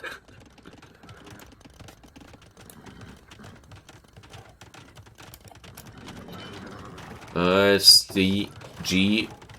It's incredible how this has evened out after the aggression of Cast of 30 early on. Admittedly, they've got several players going to the Imperial Age here, which will allow for trebuchets to be produced and take out town centers and production buildings at a range here, at a comfortable range for Pro Syndrome over here. I guess Cast of 30 still has the match ball in their hands. They're preparing trade even, because they realize that the gold might run low soon. This map actually doesn't have all that much gold. I think two piles of gold per player. So starting to trade early could be a game-changing factor here. Another castle for the Koreans, now switching into the war wagons. So annoying to deal with, but if you have enough Lithuanians, Knights, Cavalier, Paladin, I think you could still put up a good fight against the war wagons until they reach a ridiculous critical mass, of course.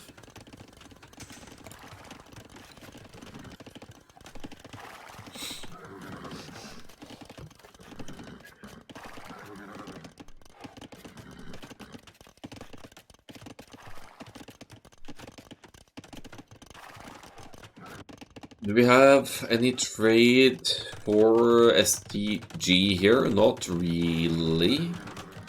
I mean, they're not going to run out of gold anytime soon. There's still a 7th tile to pick here, but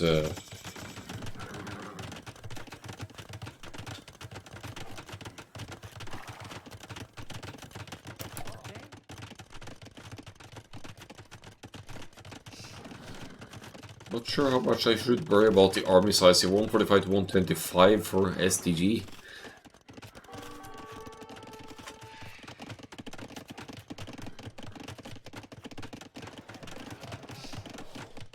Oh, that's gonna be awkward pathing for that market. think we're in for a long game here as the defensive fortifications keep popping up here. Cavalier coming in for the Franks, should be coming in for the Lithuanians as well with comparable cavalry numbers. Comparable production as well. Timing's very similar here, as we have Denchik going to the Imperial Age as well. Arbalest access for the Aztecs, of course, but the second castle now going up for Pro Syndrome here, and the Trebuchet is already producing. I'm liking Castle 30's situation better here.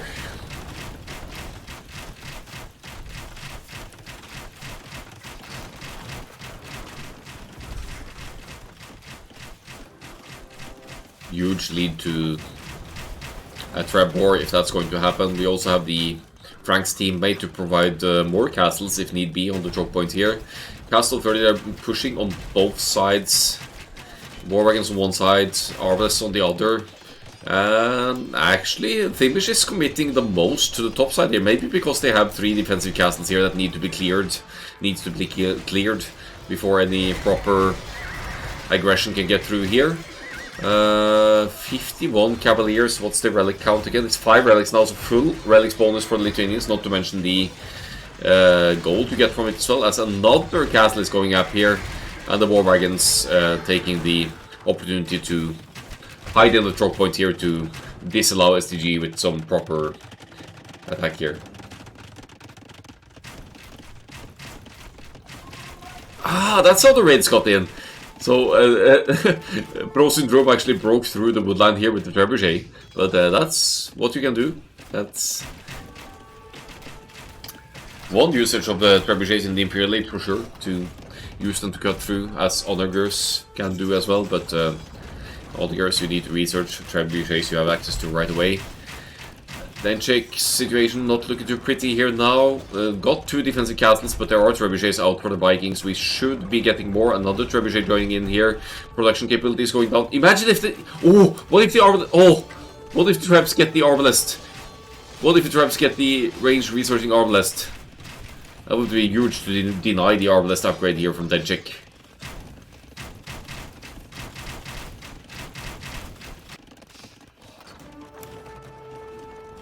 Huge army mass here. The Khmer Arbalest Paladin on the way for the Lithuanians as well. 65 Cavaliers, not to be messed around with, but the Franks player still ahead with the Paladin upgrade here in 60 in the numbers, and they're about to demolish the Aztecs player here, so it is going to turn into a 3 vs 2 situation shortly for Castle 30 here. They're slightly behind the military, but nothing too crazy, considering that they will be able to clean up Denchik's Arbalest masses here with the defensive fortifications going down. 3 Trebuchets pushing there. You just can't push that. You just can't repair that castle quickly enough with 10 villagers, I don't think. Punching through a bit on the other side as well. War wagons behind, Paladins in front, but the Lithuanian Paladins obviously trading better with their now +6 attack. Suppose that's just about what they're going to get here. 40+4 for the Franks, but the Franks actually have a little bit better HP as well if you compare them, just for the sake of hit points. So Franks one of the few Paladins that could keep up with the Lithuanians in that regard. But look at the top side here. Denchik losing so much, trying to replenish the ranges close to the other castle here, but the eco situation falling so rapidly here. Castle 30, 50 villagers lead now, also with the military lead here, and they keep pumping out Paladins and Arbalests while holding-ish the south side here. Paladins of Koldiasik diving in here, but there are still Paladins of the Franks here. Good recognition of Thimbish to know that the Paladins are needed here most of all down in the south as well, since they've done so much damage to the Aztecs player already. Still 4 castles to be dealt with here. That's not a defensive situation to mess around with. Another castle going up for the Franks as well. It's going to be so hard for SCG to do anything proper here in this choke pointy situation over here. And they're losing terrain up north as well. Not enough Lithuanian paladins here to fight on both sides, I think. Look at the Franks, 50 paladins to 33 here now. Is it a gold issue? Yes! Goliaths is out of gold as well. So that means that the paladins production will be significantly obstructed here, whereas the... let's see if we can find the trade stats here. 11 trade cards on the flanks should allow for further production of paladins here. Good call to go for the trade early for cast 030 here.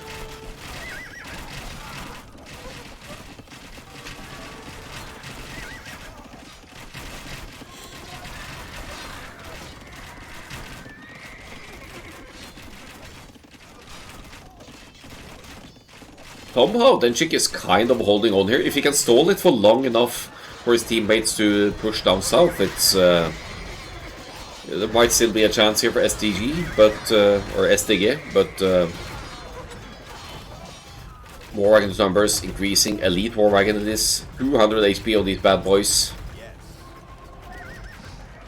and well, we need some siege weapons down here. There are some Franks castles, but the Franks player probably pop-capped or close to pop-capped here. Gold situation actually not as great as you'd want it to be. Maybe they're lacking some... Oh, it's a good trade route though, bringing in 82 gold per trip.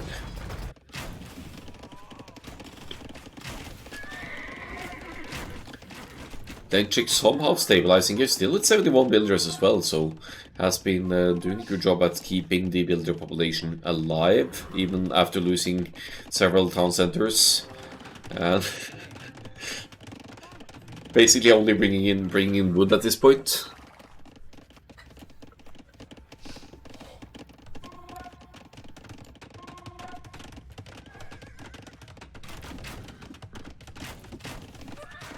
White Cab, Elite Berserk. Elite Berserk mainly for raiding purposes, I guess. Or could also be a preemptive unit technology to go into to deal with any pikeman switch from SDG.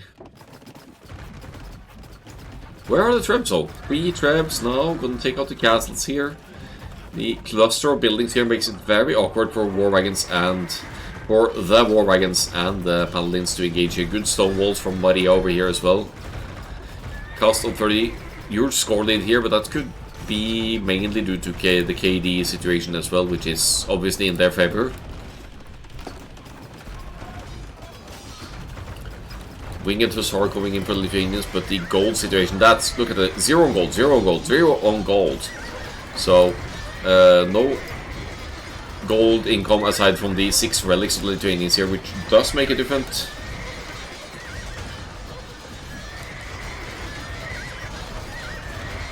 Fun moment that 2 of our home maps were home map for casting group stage 2. Oh, really?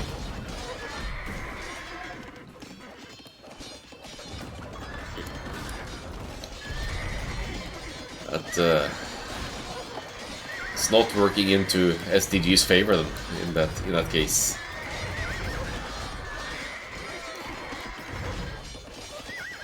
With the opposing team getting all of the home maps.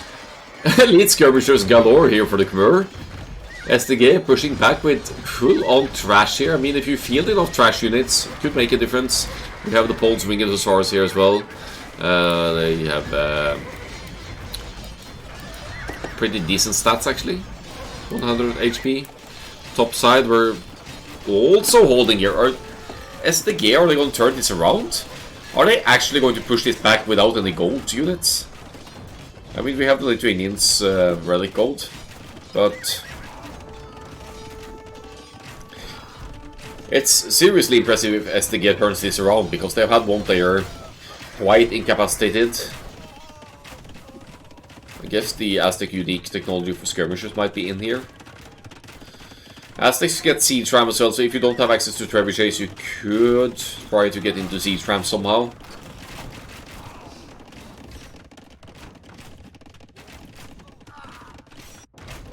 Yeah, not having trade here hurts because you don't have gold income. The markets are up, but trade route... Yeah, it's not really running any trade here for... Let's go back to the trade stats actually.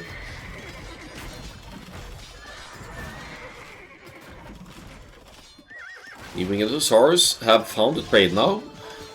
They're going to enter the blue base, backside of the blue base for the first time. See some trade running here. That could quickly be taken out by the Winged Hussars now that it's open on.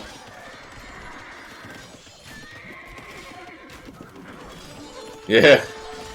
If you have enough Winged Hussar, of course they beat Paladin. Even if they're Frank's Paladins.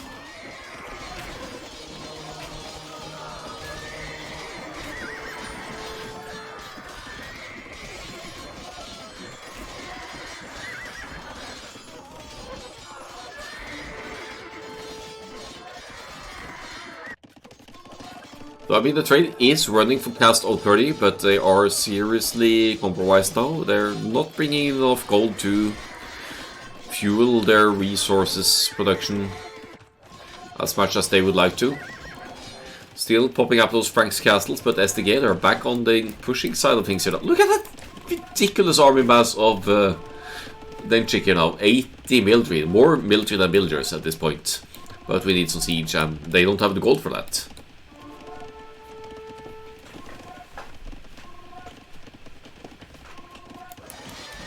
Well, Yule, if you have working trade, you had Infinite Paladin as well. I'd take Infinite Paladin any day. But not quite an option here. You can't wall off the trade, which is hurting cost of 30's team here. Actually, that castle might serve a better purpose down here.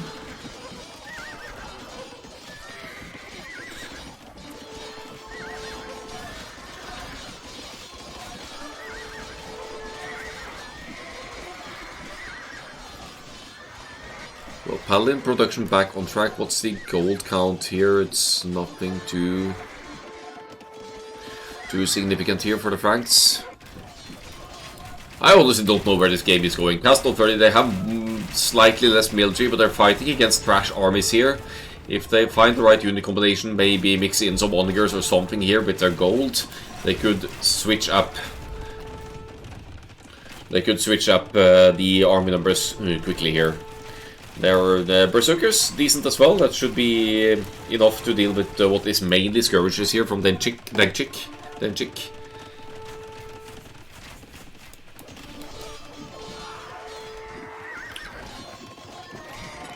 SDG feeling more armies here. They are getting a little bit of trade running as well, so they... Heavy Scorpion!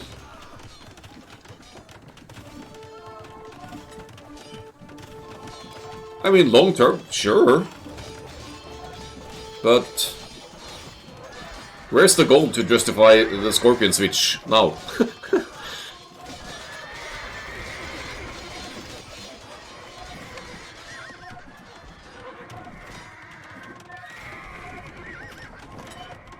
And I guess Heavy Scorpion doesn't cost gold, so maybe it makes sense. Let's see if double crossbow is in.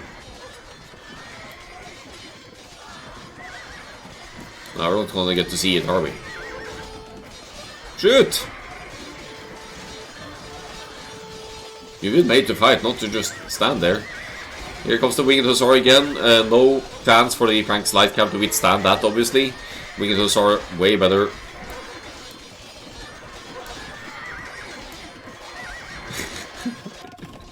Then Chick says, I'm dead, but I have 200 pop. True, actually. Builder count decent though. It's now back to 89 builders. Still enough to pump out those trash units. I feel like SDG have better late game capabilities than Cast on 30 that have better early feudal age capabilities. No double crossbow for the Khmer Scorpion. It's going to go down to skirmishers of all things here. It's going to take you a while, but it's going down. As another castle goes up.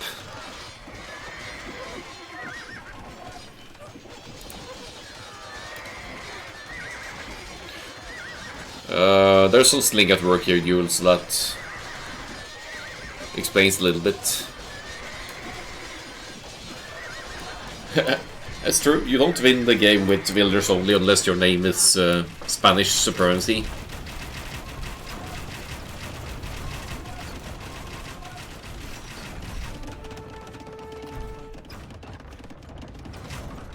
Oh, how's this gonna work out though? Elite Berserkers. Probably with the unique tech as well. Should focus the trebuchets here, right? Yeah, Treb's going down. These are mainly skirmishers, but there are so many skirmishers that... When was the last time you saw, well, skirmishers kill elite berserkers?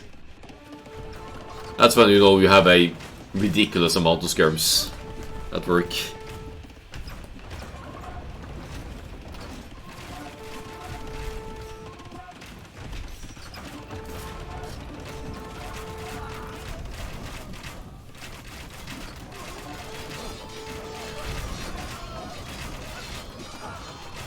Well, Denchik is holding and is allowing his team to try and push back down south here. This looks like the trade has kicked in again for Castle 30 though, so they'll still have better gold access than the opposing team. See, there's gold in the bank for the Vikings and for the others here. Let's keep an eye on the trade. I think the trade numbers are deciding here.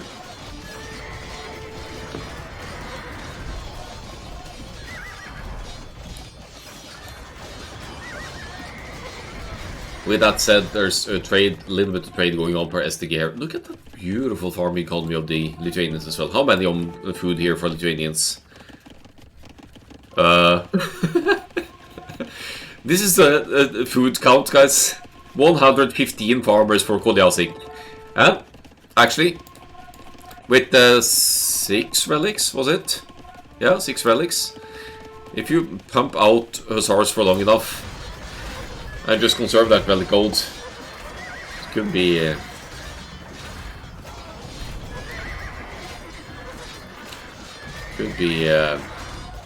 saving up some serious gold. Home in farms, yes.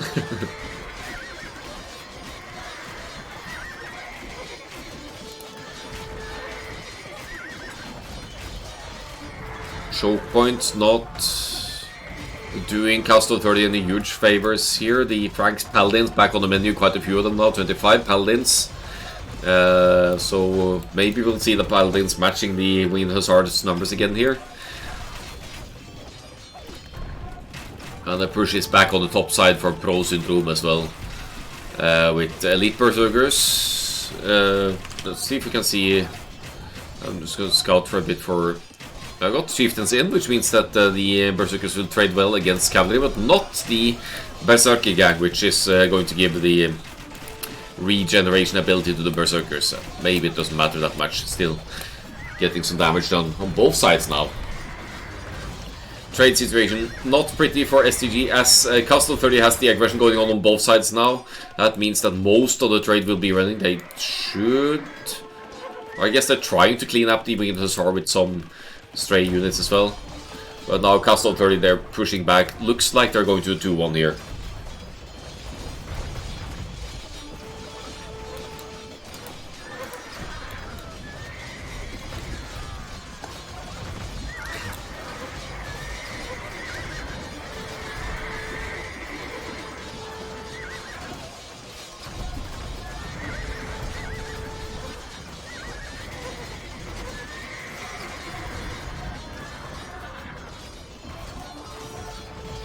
Meal literacy situation well ahead for Castle 30 now. It's 217 to 105. Meal tree numbers decreasing for then Chick up north here as well. Still got the Arbalists alive somehow, which is fascinating.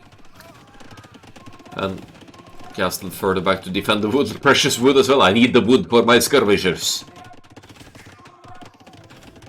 Keeps the Berserkers away. That castle might not live for very long though, with the Trebs diving in here, unless the Arbalists have a say in that and take out these ones. South side though, Elite War Wagons numbers increasing.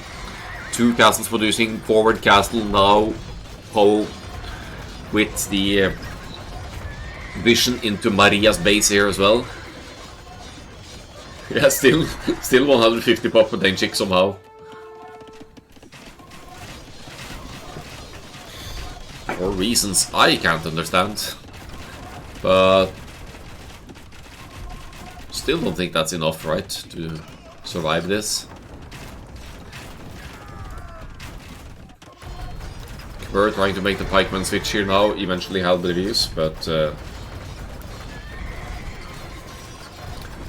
Isn't this the death blow here? There's lots of paladins now diving into the Khmer economy. They'll easily get into the farming economy of Goliath as well, who ends the game at...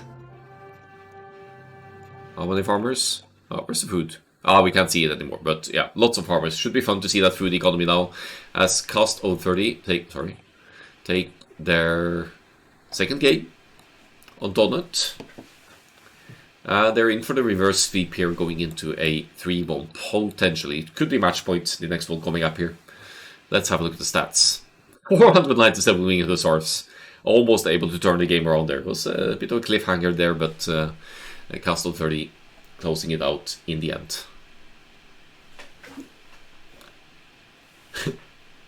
Look at that Frank's military score, 15,000. That should be a pretty juicy KD there. 903 to 478, killing a lot of trash units there.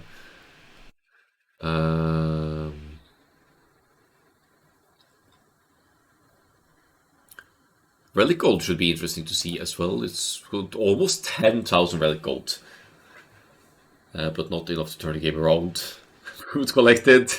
I think this is more food than all of Castle 30 together. But also no wonder with 115 farmers producing the food.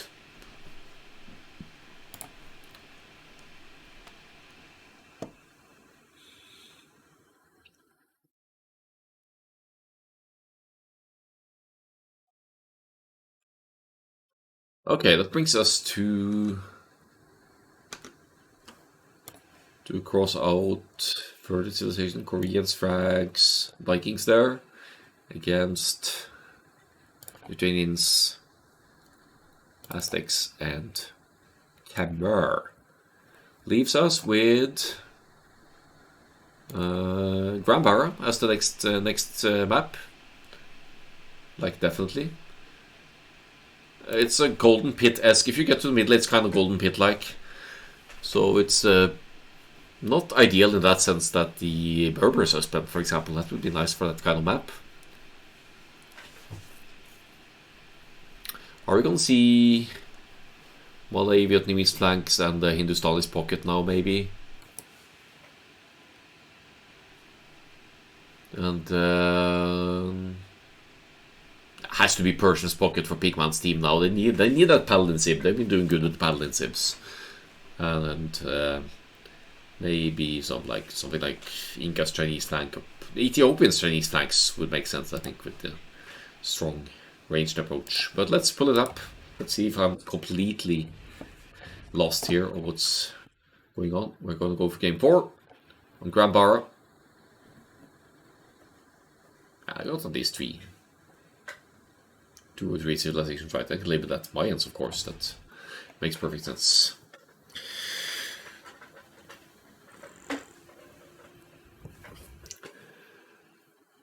So I'm going to have to be right back for a quick bathroom break.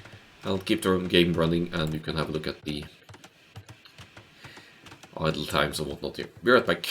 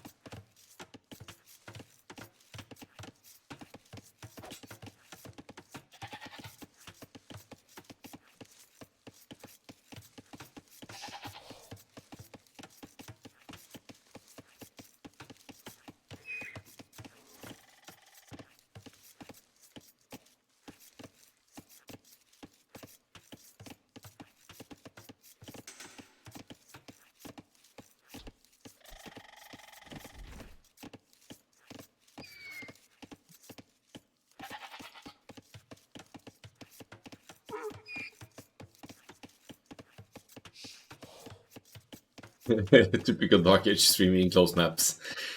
This isn't entirely closed yet, though. But we'll see some walling up here from both sides, of course. Not to be deceived, though, it's not going to take too long. This is like an inverse Chaos Pit, actually.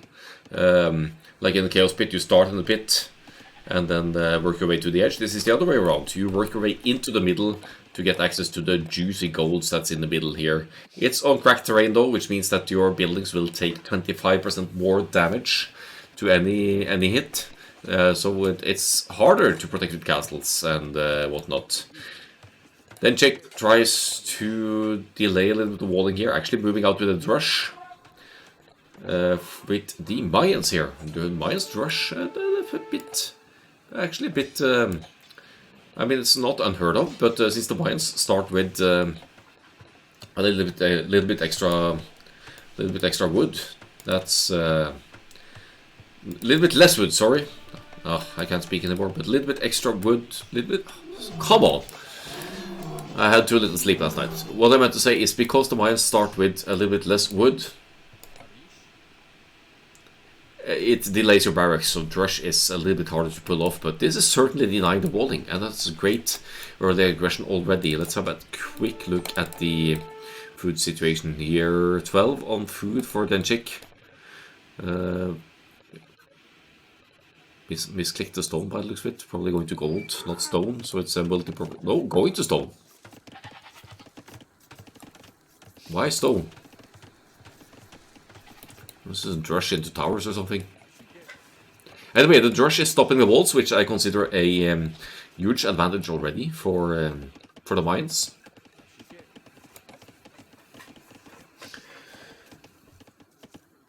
And moves on to scouting is a bit lackluster here. I think you want to prevent the walling from completing, right? But you also want to do damage. And yeah, Loom is in, so you won't easily be killing villagers here. You can still obstruct the early resource income, though. What do you want to hit here? Ethiopia's player not on gold yet. You want to obstruct the wood, so their early archers at least are a little bit compromised here.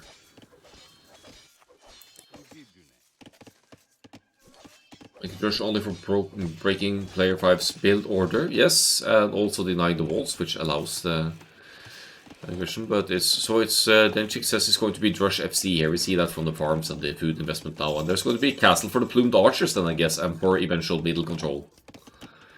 Topside palisades are complete. Maria with the second layer of walls as well. Being the Vietnamese, the position of the opposing players' town centers is revealed as well. Vietnamese 20% extra hit points on the archery range units as well. Rush is definitely getting value here, almost dealing with Pro Syndrome Scout, not getting any villagers, but obstructing the wood income and just being a general annoyance here, delaying possibly the fast castle approach of the Ethiopians here a little bit.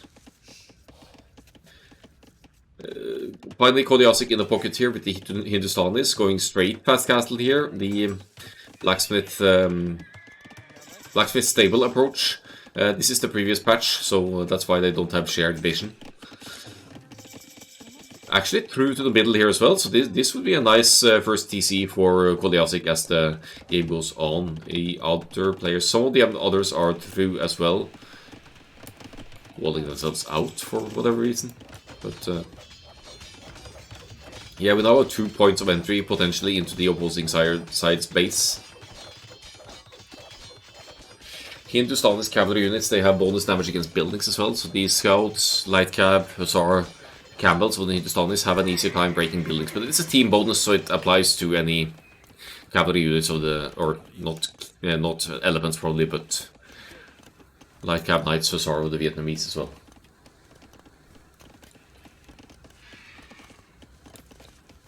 I think field aggression on this map is a bad strategy because pockets make FC into knights and your units may die.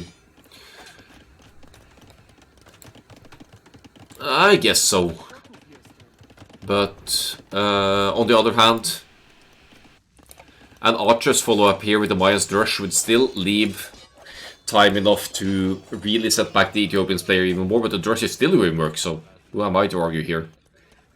Because if you keep it open like that, you could the Mayans could play Drush Archers, right? Drush Archers, and you could have the Hindustani player play Scouts, and then the opponent's FC isn't worth match because you'd dive in with Scouts potentially into the Poles side here and delay their, or obstruct their Castle Age economy, so I think it could work. And this Drush has been amazing. It's been doing, even if you don't kill villagers, it's doing a lot of damage. Yeah, TC right on the gold for Koliasik, no surprise there. As Thingish, the Spanish player, is going for a castle, going to make the conquistadors with the Spanish. Spanish, Poles, Ethiopians against Hindustanis, Mayans, Vietnamese here. And there's no stopping this castle from going up. The Spanish villagers build faster as well.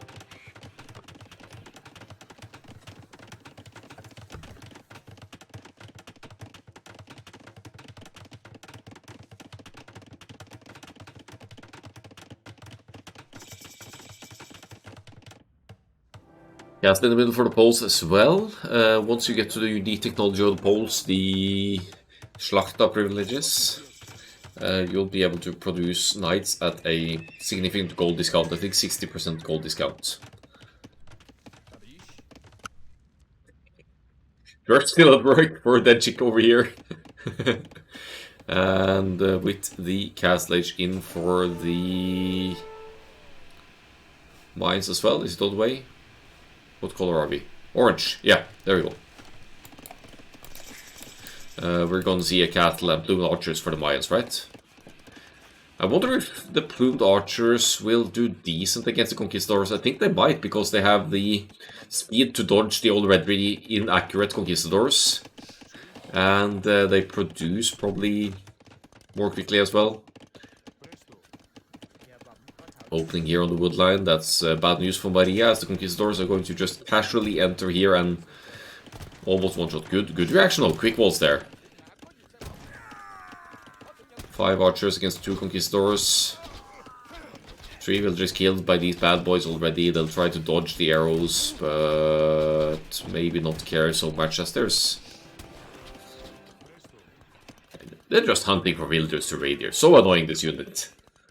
Usually seen on low-bad start maps, but we didn't have any in the map draft for this one, so...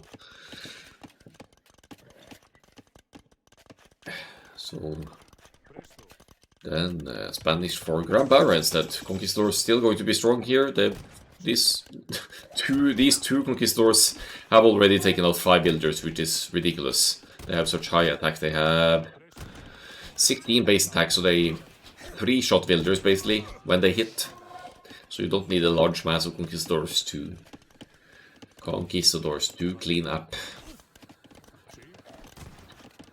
a lot of villagers. But it's Castle unique unit, 1 TC aggression for Flemish here. There's also only 1 TC for the Poles for the time being. There's a folwark economy, so that's certainly boosting the food income, but not sure if it makes sense to rush Slakta privileges like that. Even though it saves you some gold in the long run, it's better to have the economy running first and then get into that upgrade, I think, so that the Slakta technology doesn't impact your early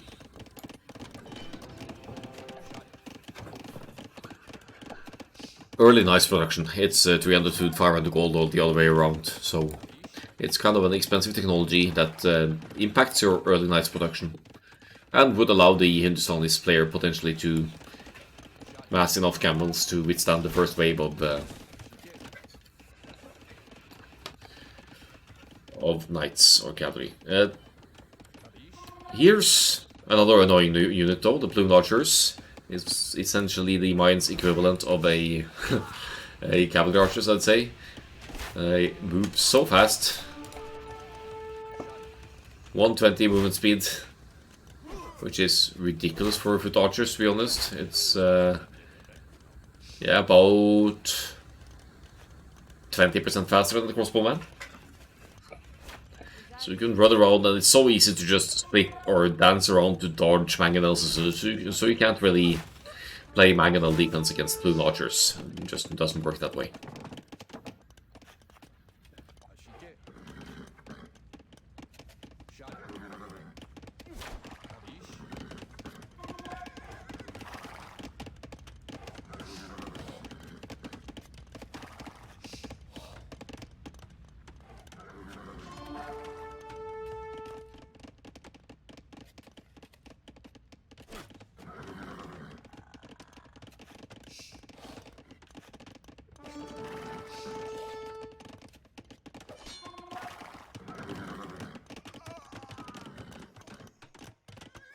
So Knights chasing the Bloom Archers. The Knights are and should be faster than the Bloom Archers. Would be even better with Husbandry. Or it's in, baby. Husbandry. Sorry. That was in early. But yeah. They are catching up to the Bloom Archers. And Camels joining in here as well. This could be a better fight for SDG. Possibly because of the movement speed of the Plumes. Another castle going up here as well. Going to double up on the Plumes production. You could look at how quickly they create, right? The Bodkin is in first armor coming in here as well. We really need that ballistics though for them to be truly effective, because then you'll hit the Knights much more easily as well. I think the Plumes have some bonus damage against... no, never mind. They don't have any bonus against cavalry, but they have a tiny bonus against infantry. So they're in a pinch. You could actually use Bloom Archers against other Mesosims, Eagles as well, because they are more efficient than most other ranged units.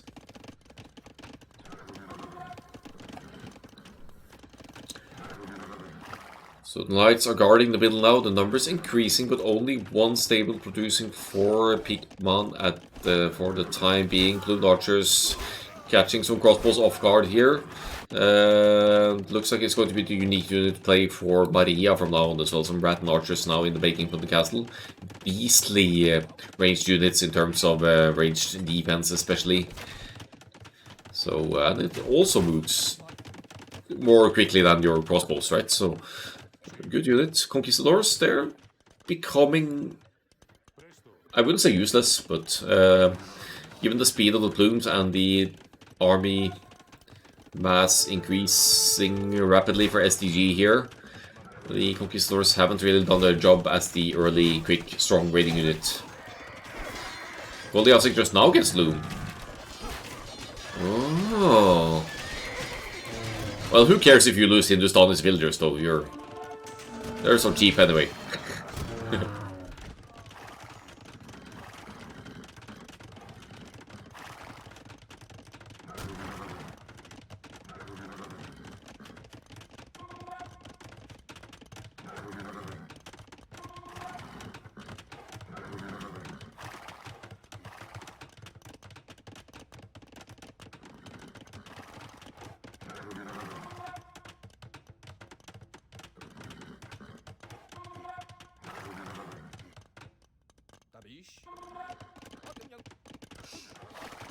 Have a look at the arbitrate here. Conquistadors joining in. I guess they will be focusing the camels here. Bloomed Archers a little bit out of position here. Camel numbers for SDG not too convincing here, which gives the Poles much more of a free reign with their now triple stable production of the cheaper gold-wise knights here.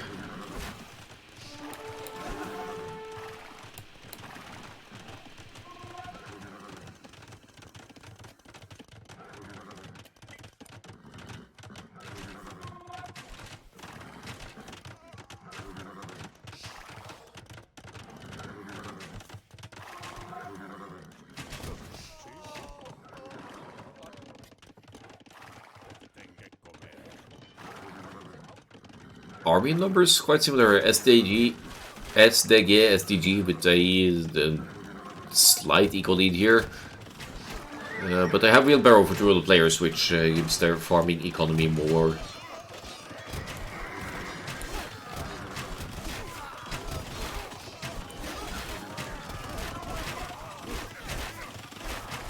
More potential as well.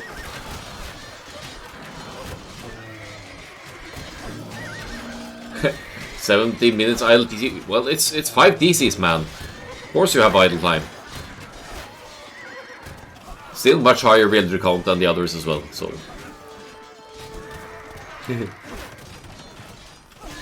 Division 5 hype, yes. Correct. Albert Deer Henry in the chat.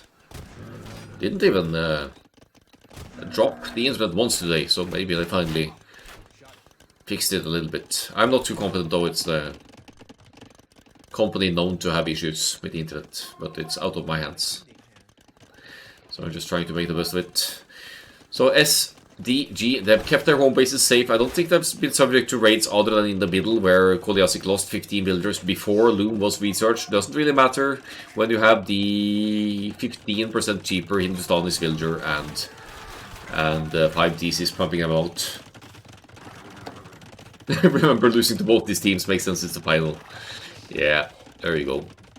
45 Bloom Archers and counting. This could be SDG's comeback here, and we might be looking at a 5-game set if that's the case.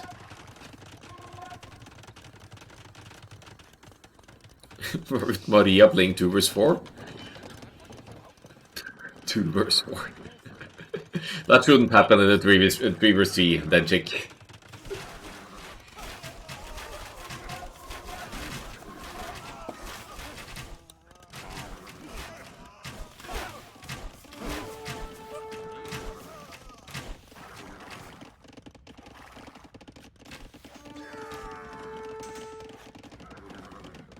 Will the Poles cavalry save the day though? They're just now getting bloodlines. So, all the more reason to delay Slafta privileges until later. Is you really want to have bloodlines in before you start spamming lots of the knights. Oh, and look at the plumed archers here. What a fight! What a fight for Castle 30. Cleaning up so many of the plumed archers. Good thing they replenish quickly, but that's a slaughter. That's ridiculous. Great fight there for Castle 30. They're now about 10 military ahead, but they're way behind in economy. Which means they need to seriously make a difference with the military advantage that slight military advantage that they've got. Maybe try to use that all-in approach with lower economy to get to a faster Imperial Age, clean up the middle, and push back. SDG already going to the Imperial Age with the Hindustanis though. This is...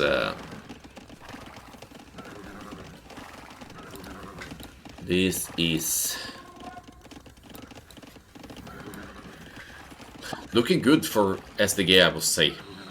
And it is their home map after all.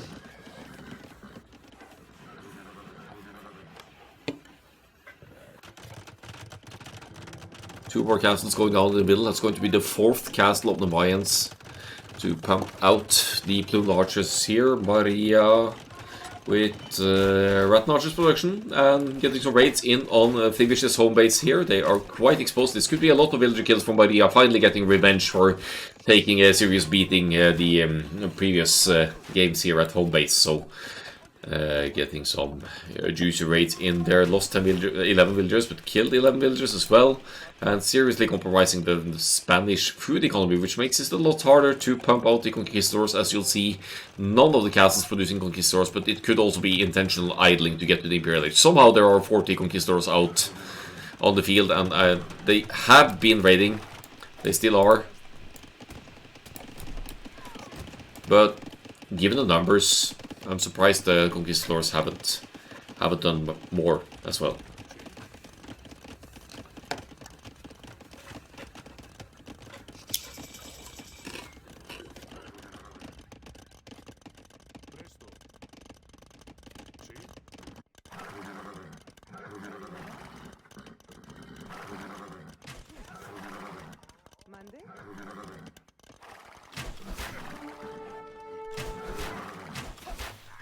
Okay, this looks like bad news for Maria's ranged armies.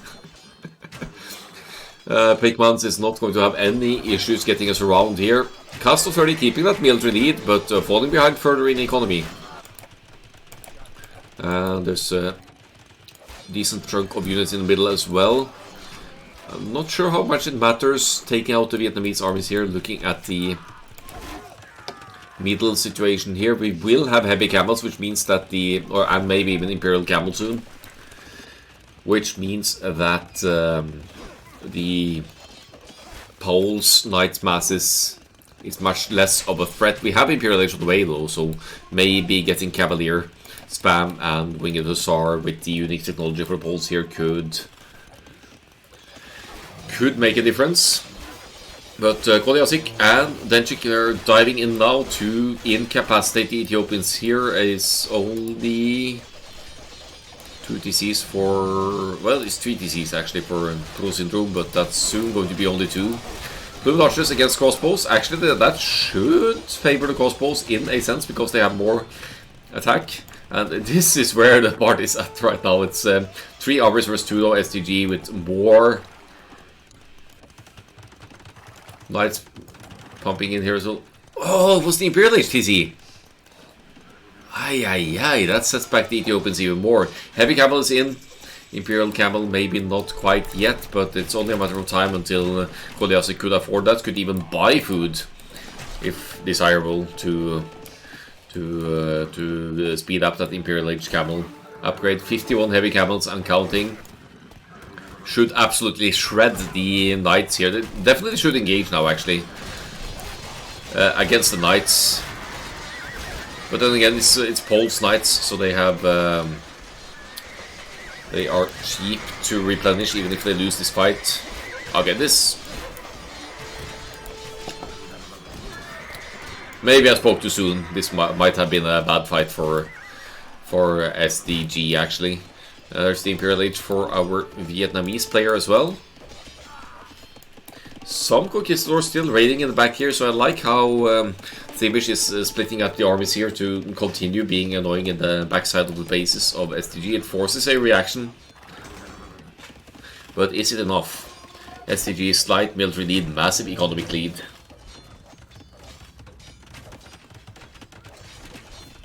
Still good fight, says Denchik, and you might be right, because he took out quite a bit of the Poles army there.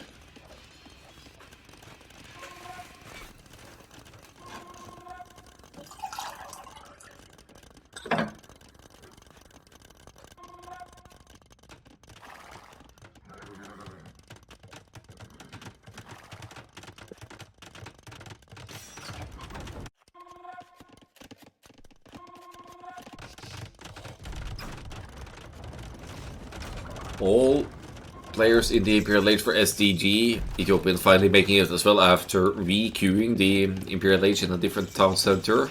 I feel like the Ethiopians aren't contributing too much here, but it's a decent chunk of crossbows here that could become, should become crossbows, no, armless with bracers soon enough. Chemistry even affordable as well. Ethiopians have Beastly Siege, so if you make a tech switch into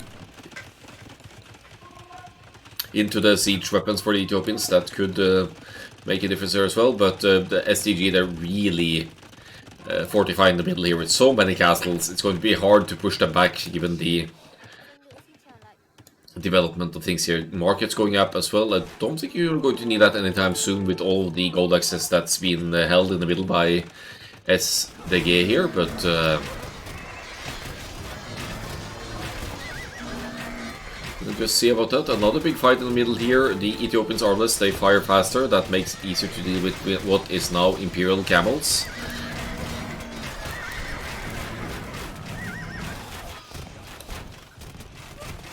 Solid chunk of elite plumed archers as well, giving them more attack and more range. They are matching the range of the armless now, aren't they?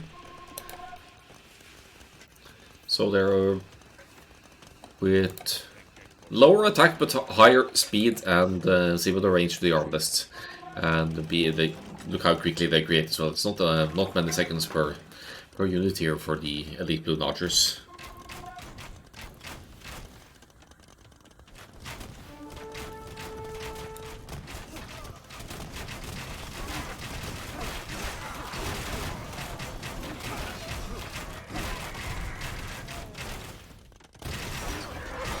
Oh, if the Imperial Camels catch up with the Conquistadors, that's bad news. And you can't really... Usually when you're losing the Conquistador mass, you'd see Spanish transition into Paladins, but you can't really do that here, can you? Because there's Imperial Camels on the field. Poles Cavalier diving in. I guess Poles Cavaliers and Spanish Paladin, maybe that's could make a difference here. The Arbalest Mass, dangerous for cost of 30 here as well. We have almost 80 Arbalists here for the Ethiopians, more military than than villagers at this point. 2 vs 3 fight, then Maria kill or player one's castles. Yeah, so no more conquistadors. Interesting.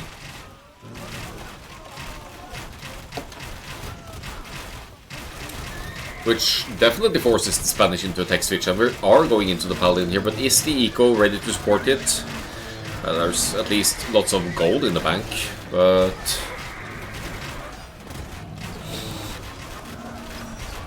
is it enough? That's the question.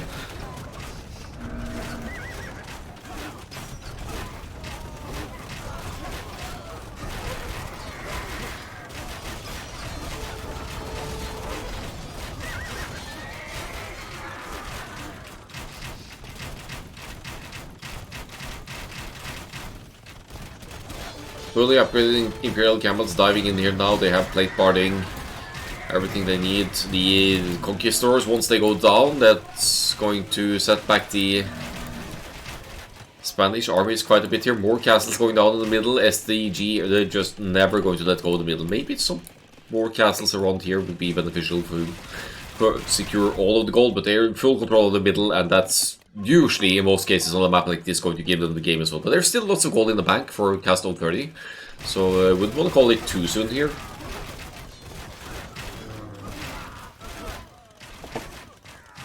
Not only castles, says Maria, and Eco also. Quite right, it is.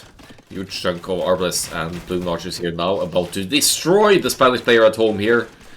One TC in the middle, that's gonna die soon enough as well. The Cavalier still not Paladin here, and definitely not in the numbers here for cast of 30. This has to go to game 5. There it is. SDG with the potential reverse sweeper. GFG, good fucking game, or just a typo there. But it was a good game.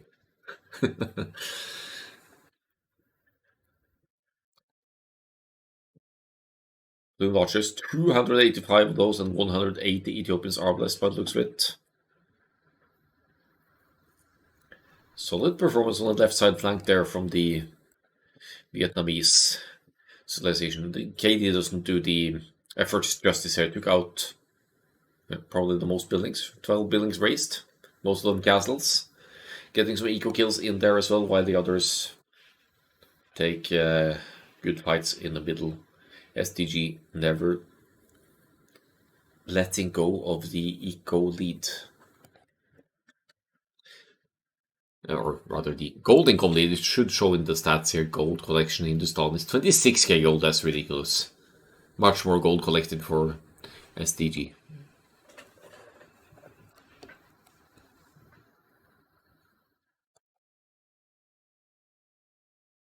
Well, yes, just peaceful player. I wouldn't call 93 kills peaceful.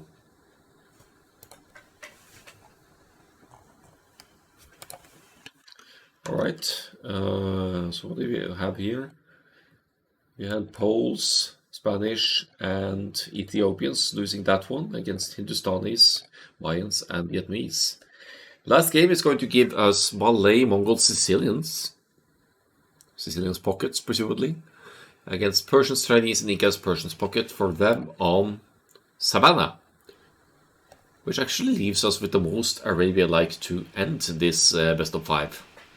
And it is cast of 30's home map. So let us find the last game. Deciding game.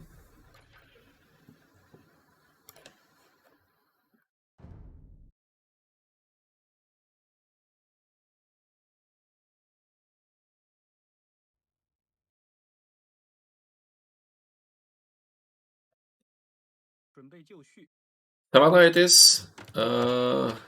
Arabia-like. Definitely potential for some clever full walling here, but your golds are seen further out for most of the players. Nice back gold here for Maria. Or that's a back gold. It's essentially an Arabia clone, this one, I guess. Give her archers, then she's no joke. I had to learn that the hard way. Nice. So for the deciding game in the best of 5 here, we'll have Dengchik with the Mongols now. Has been playing archers and skirmishers all day. Maybe we'll see some Mangadai for this one, if the game goes long enough. Or drill siege rams. Always a pleasure to see those Ferrari siege rams of the Mongols. But Mongols with the faster income from the hunt, if you push in the deer and bring in the 2 elephants, you could easily be looking at an 18 pop straight archers rush with the Mongols, which can be very strong against the Incas that don't really have any inherency bonus other than 100 extra food from your starting llama and some wood savings from the houses supporting more population space. So yeah, Mongols flank. We know this already, but I'll state it again. Sicilians in the pocket for Koldiasik. Scouts less vulnerable to spearmen defense, right? They land units, take less bonus damage for the Sicilians from counter units, that is. And to the left side here we have Maria with the Malay, so potential for some quick archers and fast age up times for the Malay here as well.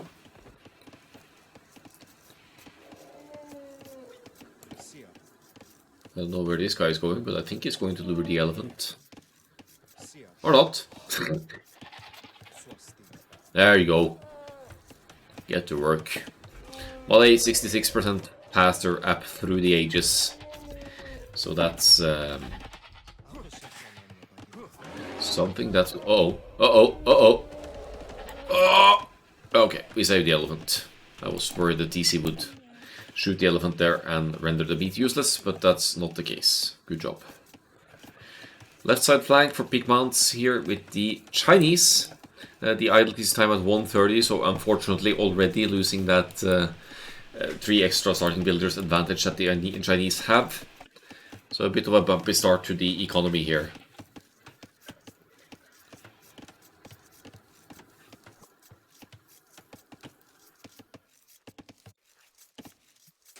And in the pocket we have the Persians here.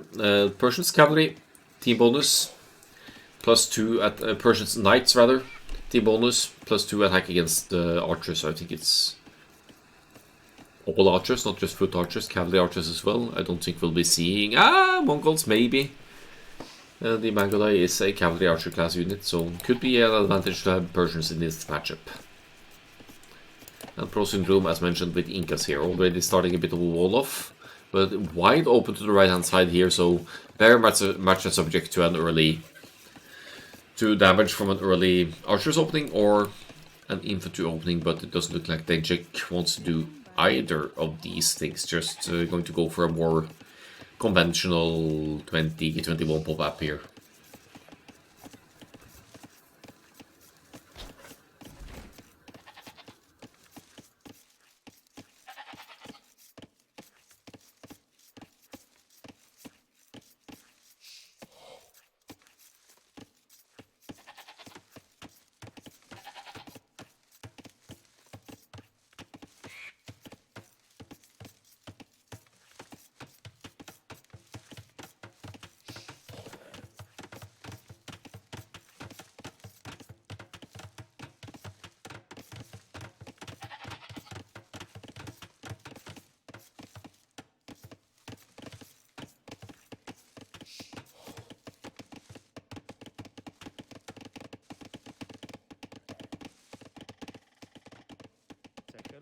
"25 seconds idle. Oh!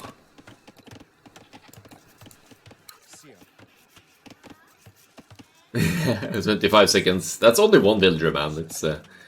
It's worth for the Chinese with the 150 here.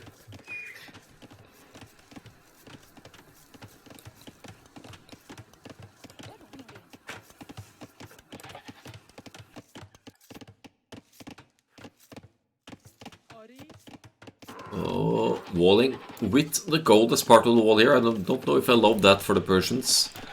It's certainly going to keep early aggression out, but you need that gold access, and it's not going to last you too long with a mining camp in this area, but we'll see. 150 idle for the Chinese, that's more than your 3 villagers worth of idle time. No, 3 extra villagers worth lost. So as you can see, Chinese not getting any uptime advantage here with the similar population, but at least the Chinese save bonus with the cheaper technologies still applies. Players approaching the feudal age. 1 range and presumably blacksmith here for Denchik. Just, yeah. Gonna drop the blacksmith right next to that one probably. Walling all the way towards the edge, are we? That's ambitious, if so.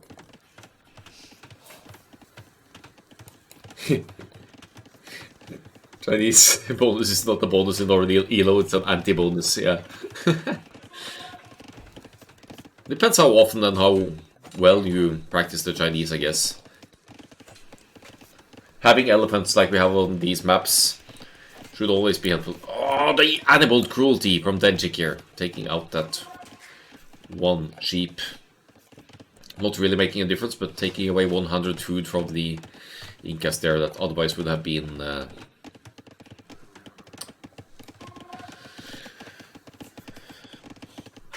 an additional 100 food, but they started in a Lamba, so it doesn't offset their actual food income as opposed to others.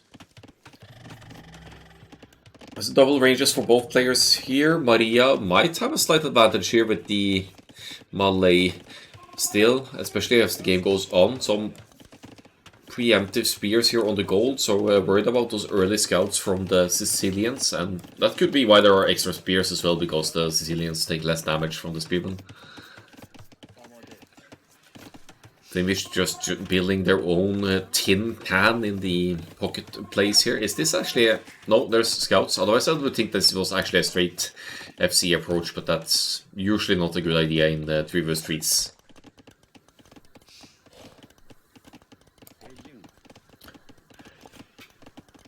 Scouts and archers working together here on the right hand side now for SDG. They're going to hit the...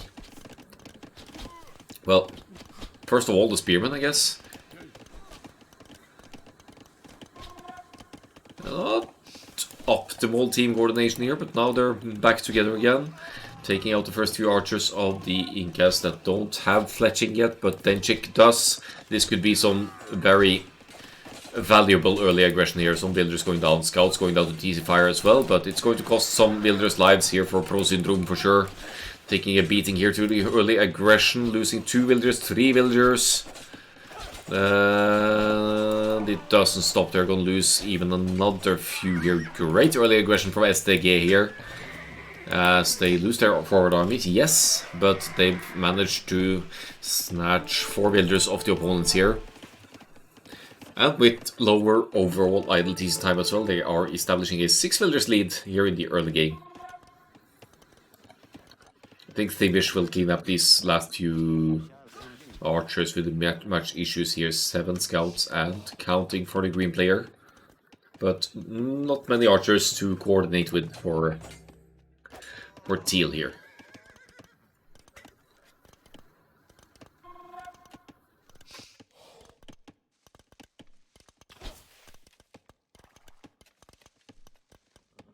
So, which gives SDG the 2 vs 1 advantage still, right? +1 defense coming in for the feudal age scouts here. That's not something that Koliasik is going to admit to just yet. Did I say admit? I meant commit. Early fetching makes it a lot easier to take out opponent villagers. Now, skateboarding army in just in time. I guess it gives the Persian scouts a lot more resistance to the archers here. Then Jik gonna lose another wave of archers, but I think he's still happy with the damage done here, keeping the Incas at their tiptoes. Possibly forcing Thimbish to add a few more scouts as well to keep up with the other pocket. Yeah, they'll both be adding more scouts here, but In the meantime, with this aggression, it's bought STG enough time to full wall their bases at home.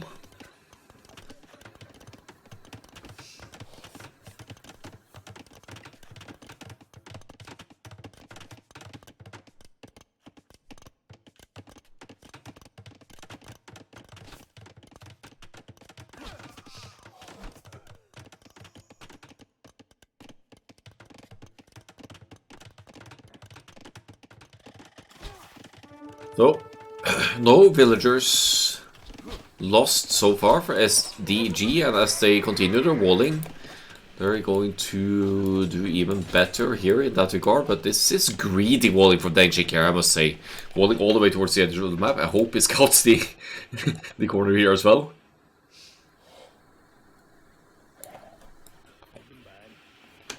I hope that corner is going to be scouted by Denchik. Denchik, not the dude.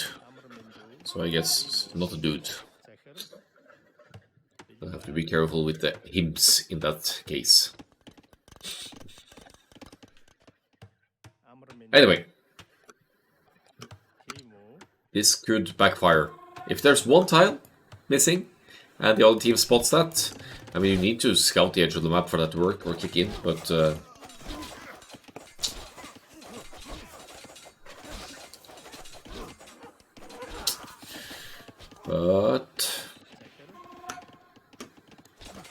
it's on both teams to notice this, of course. Another wave of archers here. And the rest of the Persian scouts going down, but we're well on the way to the gas stage. Persians town centers work 10% faster in the feudal age as well, so you actually research the gas stage a tiny bit faster. Yet again denying gold of the Incas, and it's the only goal inside of the Incas' almost complete walls here on the south side. Makes it really hard to produce, especially archers, and Pro Syndrome actually going into skirmisher defense here. That's going to work until the Sicilians' pocket brings the scouts along, but there's some attention to be had on the left-hand side here as well.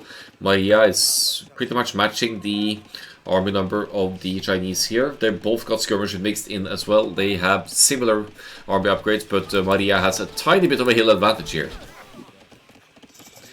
So that makes a difference as well. Instant second TC for the Persians. We're pumping out double stable knights as well, which could be the end of the Jack's archers here. But again, taking the proper trades here, I would say, against the villagers. Has been idling the gold for a long while, now idling the wood. And even if these archers go down, they're going to have had amazing value. Look at the villager count of Pro Syndrome here. It's down to 22 villagers. SDG with 135 to 109 here. They're showing some proper early game aggression capabilities here, SDG. Raiding party! It's funny how that 23 number coincided with that thought. Two more stables for Kolyasik, so going to compensate for the slightly later cast age with another stable. SDG definitely on top on 6 here, 20 villagers lead. Similar villager numbers, but totally incapacitating the Incas player here, getting idled again. Some Persian knights here, but Denchik has another wave of archers ready to become crossbows here with the cast stage just kicking in. Crossbow, bodkin, and bowsaw on the way, so the economy is on point. And the Persian knights, they desperately need the +2 defense here to withstand this this aggression here. Game looking very good for SDG so far, but we've seen games turned around between these teams already, so anything could still happen.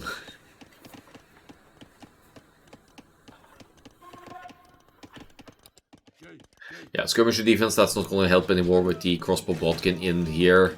Easy fight for Denchik here. Knight's numbers also not where they need to be in order to deal with this crossbow mass, I don't think. Not having ballistics helps Pro Syndrome back away a little bit, but so far behind here.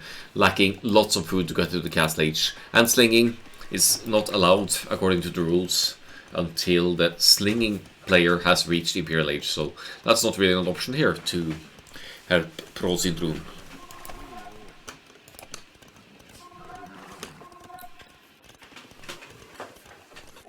Excuse me, I'm not a morning person, but I got up in the morning to cast this at least. Finally, because it's been it's probably a month ago since this was played, so it's definitely about time to get to it.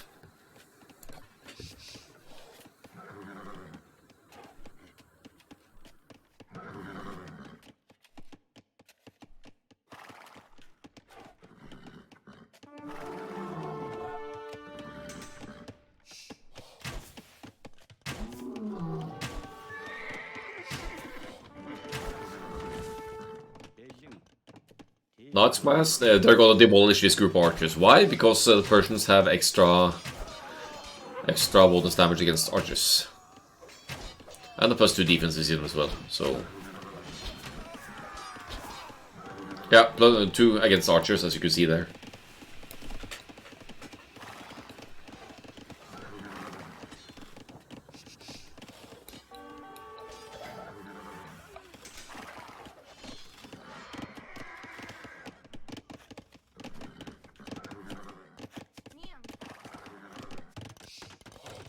It's a dangerous group of crossbows for the Chinese to the left here now. Maria has lost 4 villagers at some point, but should have the gold safe behind... Oh, I spoke too soon. That tower, no, that tower's never gonna up. Pull away! Call for help! Gondor calls for aid. Help! But the defensive siege workshop is in place. Mangonel would do even better here, but Scorpion is better than anything, better than nothing. Chinese got into elite skirmishers as well. I guess that's easier for the Chinese with the technology discounts. Oh, and this is the move that could change the game around for Castle 30 here. They are behind in economy, yes, but they're matching in military, and they're going to get massive value from the raids here, also denying the one and only gold of Maria here at home base. Maria, 14 village losses just like that.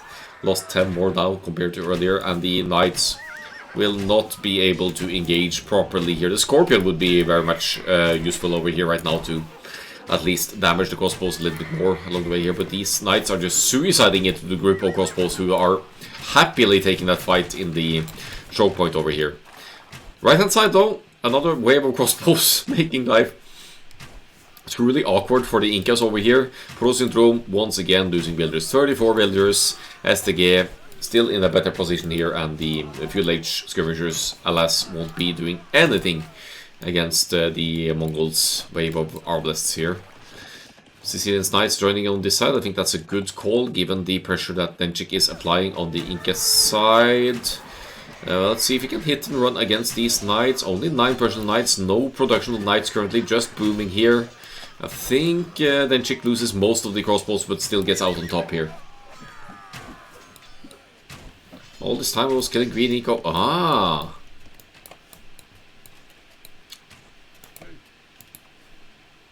So Maria is the one who's been taking out Persians' builders here then.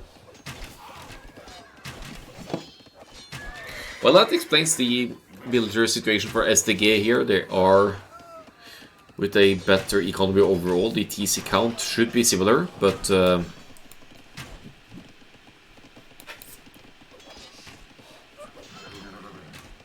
they're collected lower idleness times, and the raids they pull off has granted them an equal lead. Imperial Age for Denchik here. So Mongols, they have access to Arbalest as well, so that's going to be the play here for the Mongols. You're only missing the last armor, which isn't a big deal, honestly, when you get Chemistry Embracer for your Arbalists. Maria wasting some crossbows here, unfortunately, but getting joined by friendly forces here to make it a slightly less disfavorable fight. It's a 1 TC play for the Malay here, but if you collect enough gold here, there's enough food to go Imperial Age, and you could get a decent chunk of crossbows to become Arbalest on this side as well, giving you a power spike.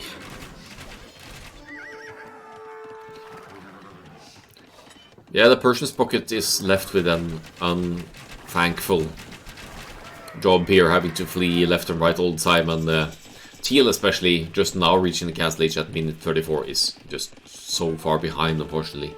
Skirmishers going into elite skirmisher now, that helps a little bit, but you still only need like just 3 knights to clean up these skirmishers.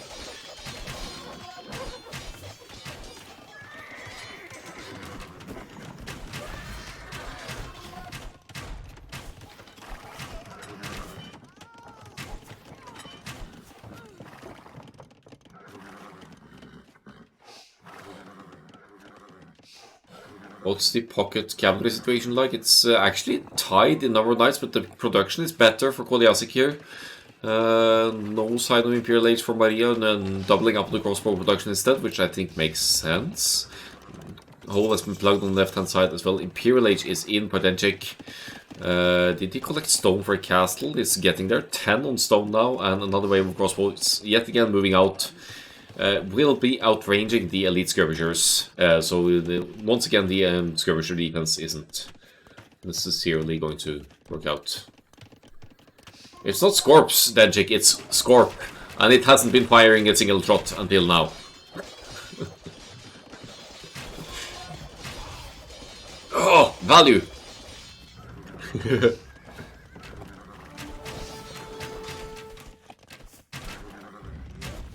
Fight favors SDG still over here. Arbalest right around the corner for Denchik. A little bit preemptive in the engagement here, but I think Bracer is in, which gives extra range against the skirmishers anyway. Just get a couple of knights over here to the skirmishers, and you're golden.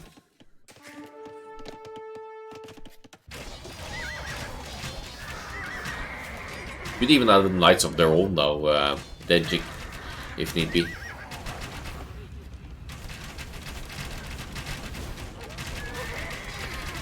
But Malay, Imperial Age kicking in at quick pace. They're now going to beat the Chinese to it just barely here.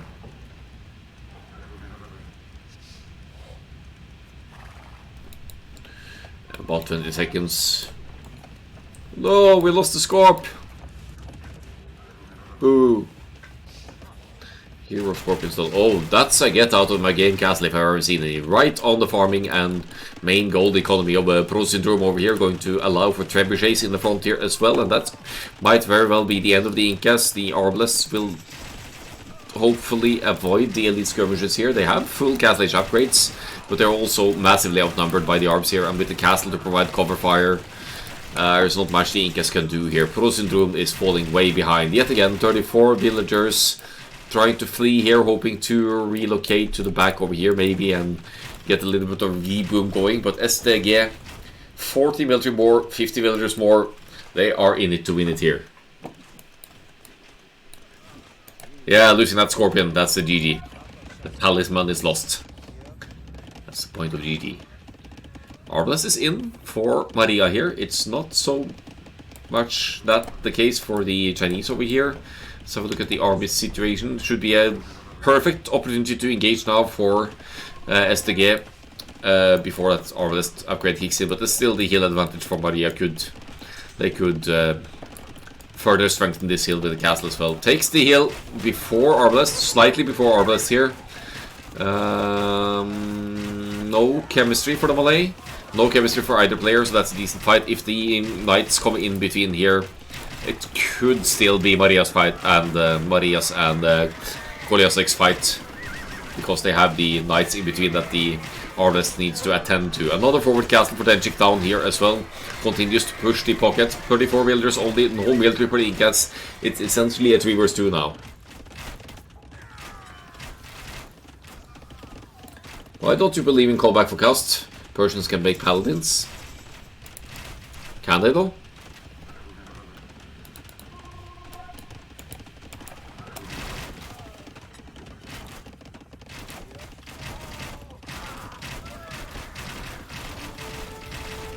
Kappa?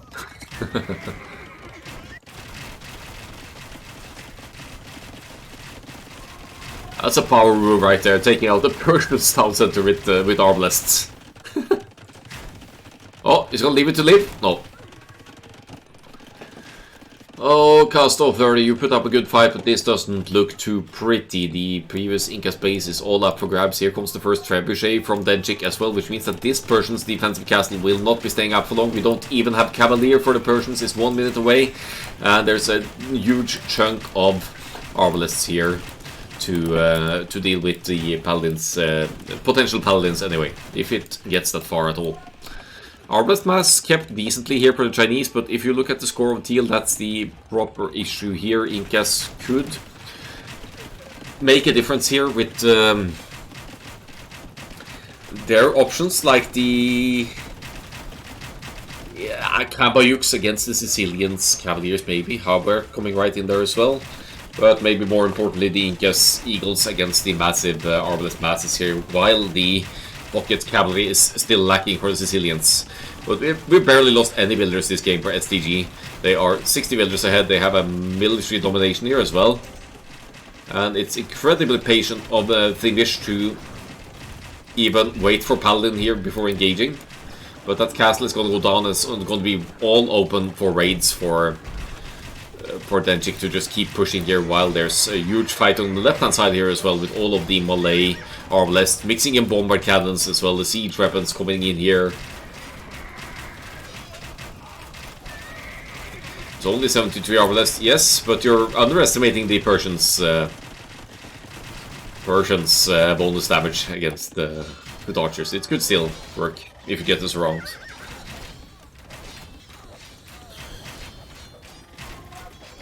But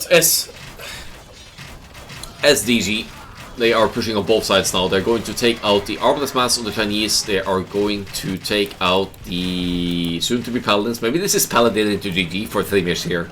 He just wants Paladin and then end the game. No. GG, congrats.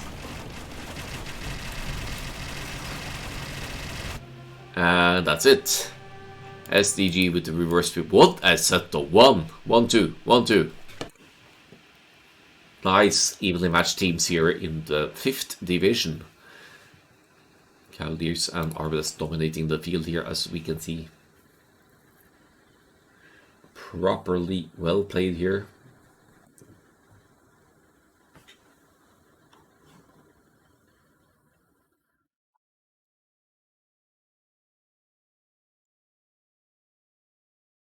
Did you just sub without me getting an alert, Halberdier Henry?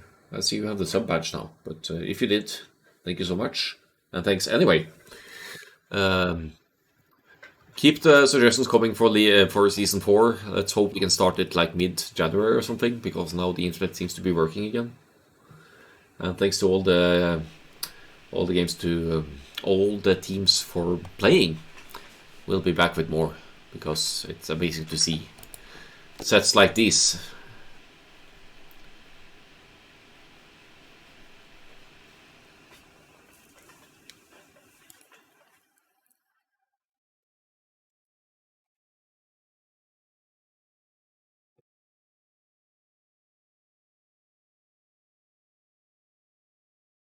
Well fought by Timish, by the way, in the pocket position. They held on for a long while there, even being down 2 vs 3. So it was not a given, but it was hard to push back for Castor 30, I think, being 1 player down that early.